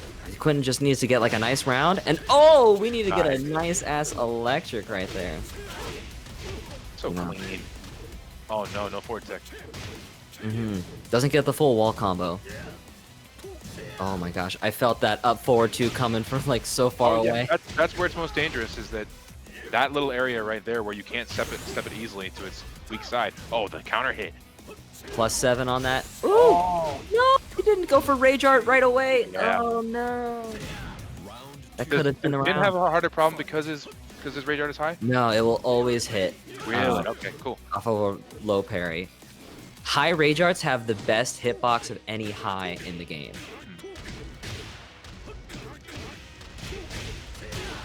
Boom, shoulder. Still. Oh no, no hop kick, man. You're getting the side kicks. Just let that hop kick rock. Yep. Yep. Mick's got the lead now. Ooh, Amazing. Great. Yeah. A little too cheeky on that kip up, man. I'd say way too cheeky, but If anybody's curious, the reason that he's doing it is when Fang lands that, he gets a full combo. that'll. Ooh. Not yet. No. Oh, down forward one, simple. Keep it mid. We are on set point, and he is still taunting. This is it. How sweet. The great equalizer, sometimes. Wall pressure. Gets out of the wall with a 1+2 throw. Nice. Oh man, but really, this so far this stage switch doesn't really seem to be working in his favor. Seems like he's eating a lot of different sidewalls a lot, messing up a lot of stuff. Oh. This is where it's dangerous. This is where it's so dangerous. Oh. Oh, So really close. And that's gonna be the game, and VMGF is your first Desert Duels first to 10 champion, ladies and gentlemen. Give it up right now. If that wasn't a hype set, I got no idea what it was. The swings, the comebacks, the adjustments. Oh, that was so hype. That was so good. Everything I wanted. It Super was- close set, and Phoenix pulled it out in the end. It's 2-0, but yeah, man, 2-0 no Phoenix. kidding. We like anyone who's known these two guys knew that set was gonna be amazing. It was gonna be sick, right? No way it wasn't. And then even when Vic went up 6-1, it's like, well, maybe I'm starting to doubt a little bit. No, I was completely wrong to doubt, because then it ended up turning into something even better. Like, amazing set, great, right? Everyone knew, and it was. Can't really ask for a better start to this Tekken series that they've so graciously allowed us to have than those two sets we had today, man. Super sick. That was hella sick. Oh my god. And I got some Nostradamuses in the chat. OD, rootkit installed, download complete. Yeah, that download had a lot of hitches in it, buddy. You were dropping some serious packets over there. You might have had to restart that download a couple of times, let's be fair. But that was, he pulled it out in the end. No, for sure. He made that adjustment. He felt him. Yeah, like taunting at the end of every single round, though. Like, that's when you know, man. That's the Jaws music. That's right. Taunt back. You know, Quentin should have started doing that, the hand shuffle stance. Right. Like sometimes, like maybe getting some of it back, but that's the blood in the water right there. That's when you know things are like. This is when it's kind of like you know, taunting VMGF, drunk spring trap. You know, all these different types of like, you know. Dude on his birthday. Yeah, you too. You know, just just special moments where the energy just kind of conglomerates together and puts everything right, and you just are an unstoppable force. Right, because like Quentin achieved that earlier, man. He was there, and then VM Jeff achieved it right back at him, right? Like, so these moments of just like really streaky, where they were just both in such a zone, and the momentum just swinging back and forth constantly, crazy. So yeah, man, super. Dude, I couldn't be happier with the way things went today. Happier, and I'm so happy because we almost have 50 people coming out to show love, show support in the chat. Thank you everybody who came by to support, Desert Duels in Tekken specifically. I'm so glad that this worked. We're gonna keep bringing them to you because, I don't know. I thought that was hype. Did you think that was hype, Thunder? Dude, are you kidding? I've been sitting here talking about how damn hype it was, man. Like, and plus, like, I don't know about the schedule coming up. I don't know the exact matchups, but based on what I've seen, the matchups we got coming up have the potential to be just as good as the ones that we had today. We have some players who are really, really close and have a lot of really, really, can have a lot of really, really, I'm saying that word a lot, hype sets back and forth like this. So if they're anything like this right here, I'm stoked. I'm super stoked. I'm so glad. I know we're not back yet, but this is the closest I felt to being back, and I'm so glad to be back. I know. Oof, makes the community feel whole again, but that's awesome. Abe, do you got anything you'd like to say? Yeah, guys, just waiting for you guys to clean up. But thank you, first of all, to you two. You guys were awesome. We needed two knowledgeable commentators for this game, and you guys definitely filled that bill for sure. Hi, Scott. Love you. And I would like to echo Thunderpants' sentiment just from a minute ago. I know I said it a couple of weeks ago that it's rough with everything going on and stuff, but it feels so good to be here with you guys, enjoying this entertainment that we all love so much, regardless of the game, interacting with everybody. I miss and love you all for reals. It's awesome. I do want to say though, real quick, just make sure you get into that raffle. We're about to do the last one. ! Enter, all one word, no spaces. Put it in the chat now. It'll get you in there. Another shout out to, first up, we'll go to Sean Dude there, twitch.tv/Sean Dude. Follow this fool get that notification for when his shenanigans go live. He's definitely a character to watch and a very knowledgeable player at that. So check out his channel. Shout outs to Spiral Series, aka Portajon, aka Samuji. This guy is like, I don't even want to say my right hand because it would infer that this is my thing, but it's just as much his baby as it is mine. We are one another's right hand, and so shout outs to him. I couldn't do it without him. Check out his channel, Spiral Series, twitch.tv/Spiral Series. He's got a lot of great stuff that he puts on there, plays a lot of games, makes it a whole lot of fun and a learning experience for some games, particularly for fighting games. Check him out. The graphics, I know everything's limited right now. We're working on getting our logo done and stuff, but a lot of the graphics that come through on my channel are all done by Rocknin. Check out his stuff. I believe his commissions are open right now. So if you got something you need from him, hit him up. He's always available and one of the better dudes that I've ever met in the fighting game community. So last but not least, TGZ. This last gift card for those guys, $20, going on raffle right now. If you didn't get in, too late, too bad. We're going to do the raffle right now. Looks like we got 19 people in it, closing it, and drawing a wiener. Who's the wiener? Tony Skrodieter. I don't know if I'm saying that right, but good work. Tony that last gift card. So good shit. I know there was I think there was 20 in the last one, so it's pretty much about the same. So I know good shit to Steve. We'll get paid. You got that $20 gift certificate as well. But yeah, to everybody, we're gonna get the hell out of here now. But it was, again, as I said, a ton of fun. Good seeing everybody. Glad everyone enjoyed themselves. Thank you all very, very much for tuning in. And the next one's in 2 weeks. You'll have announcements here in the Facebook groups and Twitter and everywhere else that we can put it. Updates on who the players are going to be, what the stakes are, undercards, main events, all the rest of that stuff. Scott, Cross Tekken would be dope, dude. Me, you, Rock, some other people, that would be awesome, man. We'll have to see about making that work. But yeah, we will be back 2 weeks from today. This will be the last one of 2020, the one in 2 weeks. All right, and then we're going to take a little bit of a hiatus and come back in January. And we got some other games on the slate as well. So, again, everybody have a great rest of your weekend. Be safe. Love all you guys. And we'll see you next time. All right, later, everybody.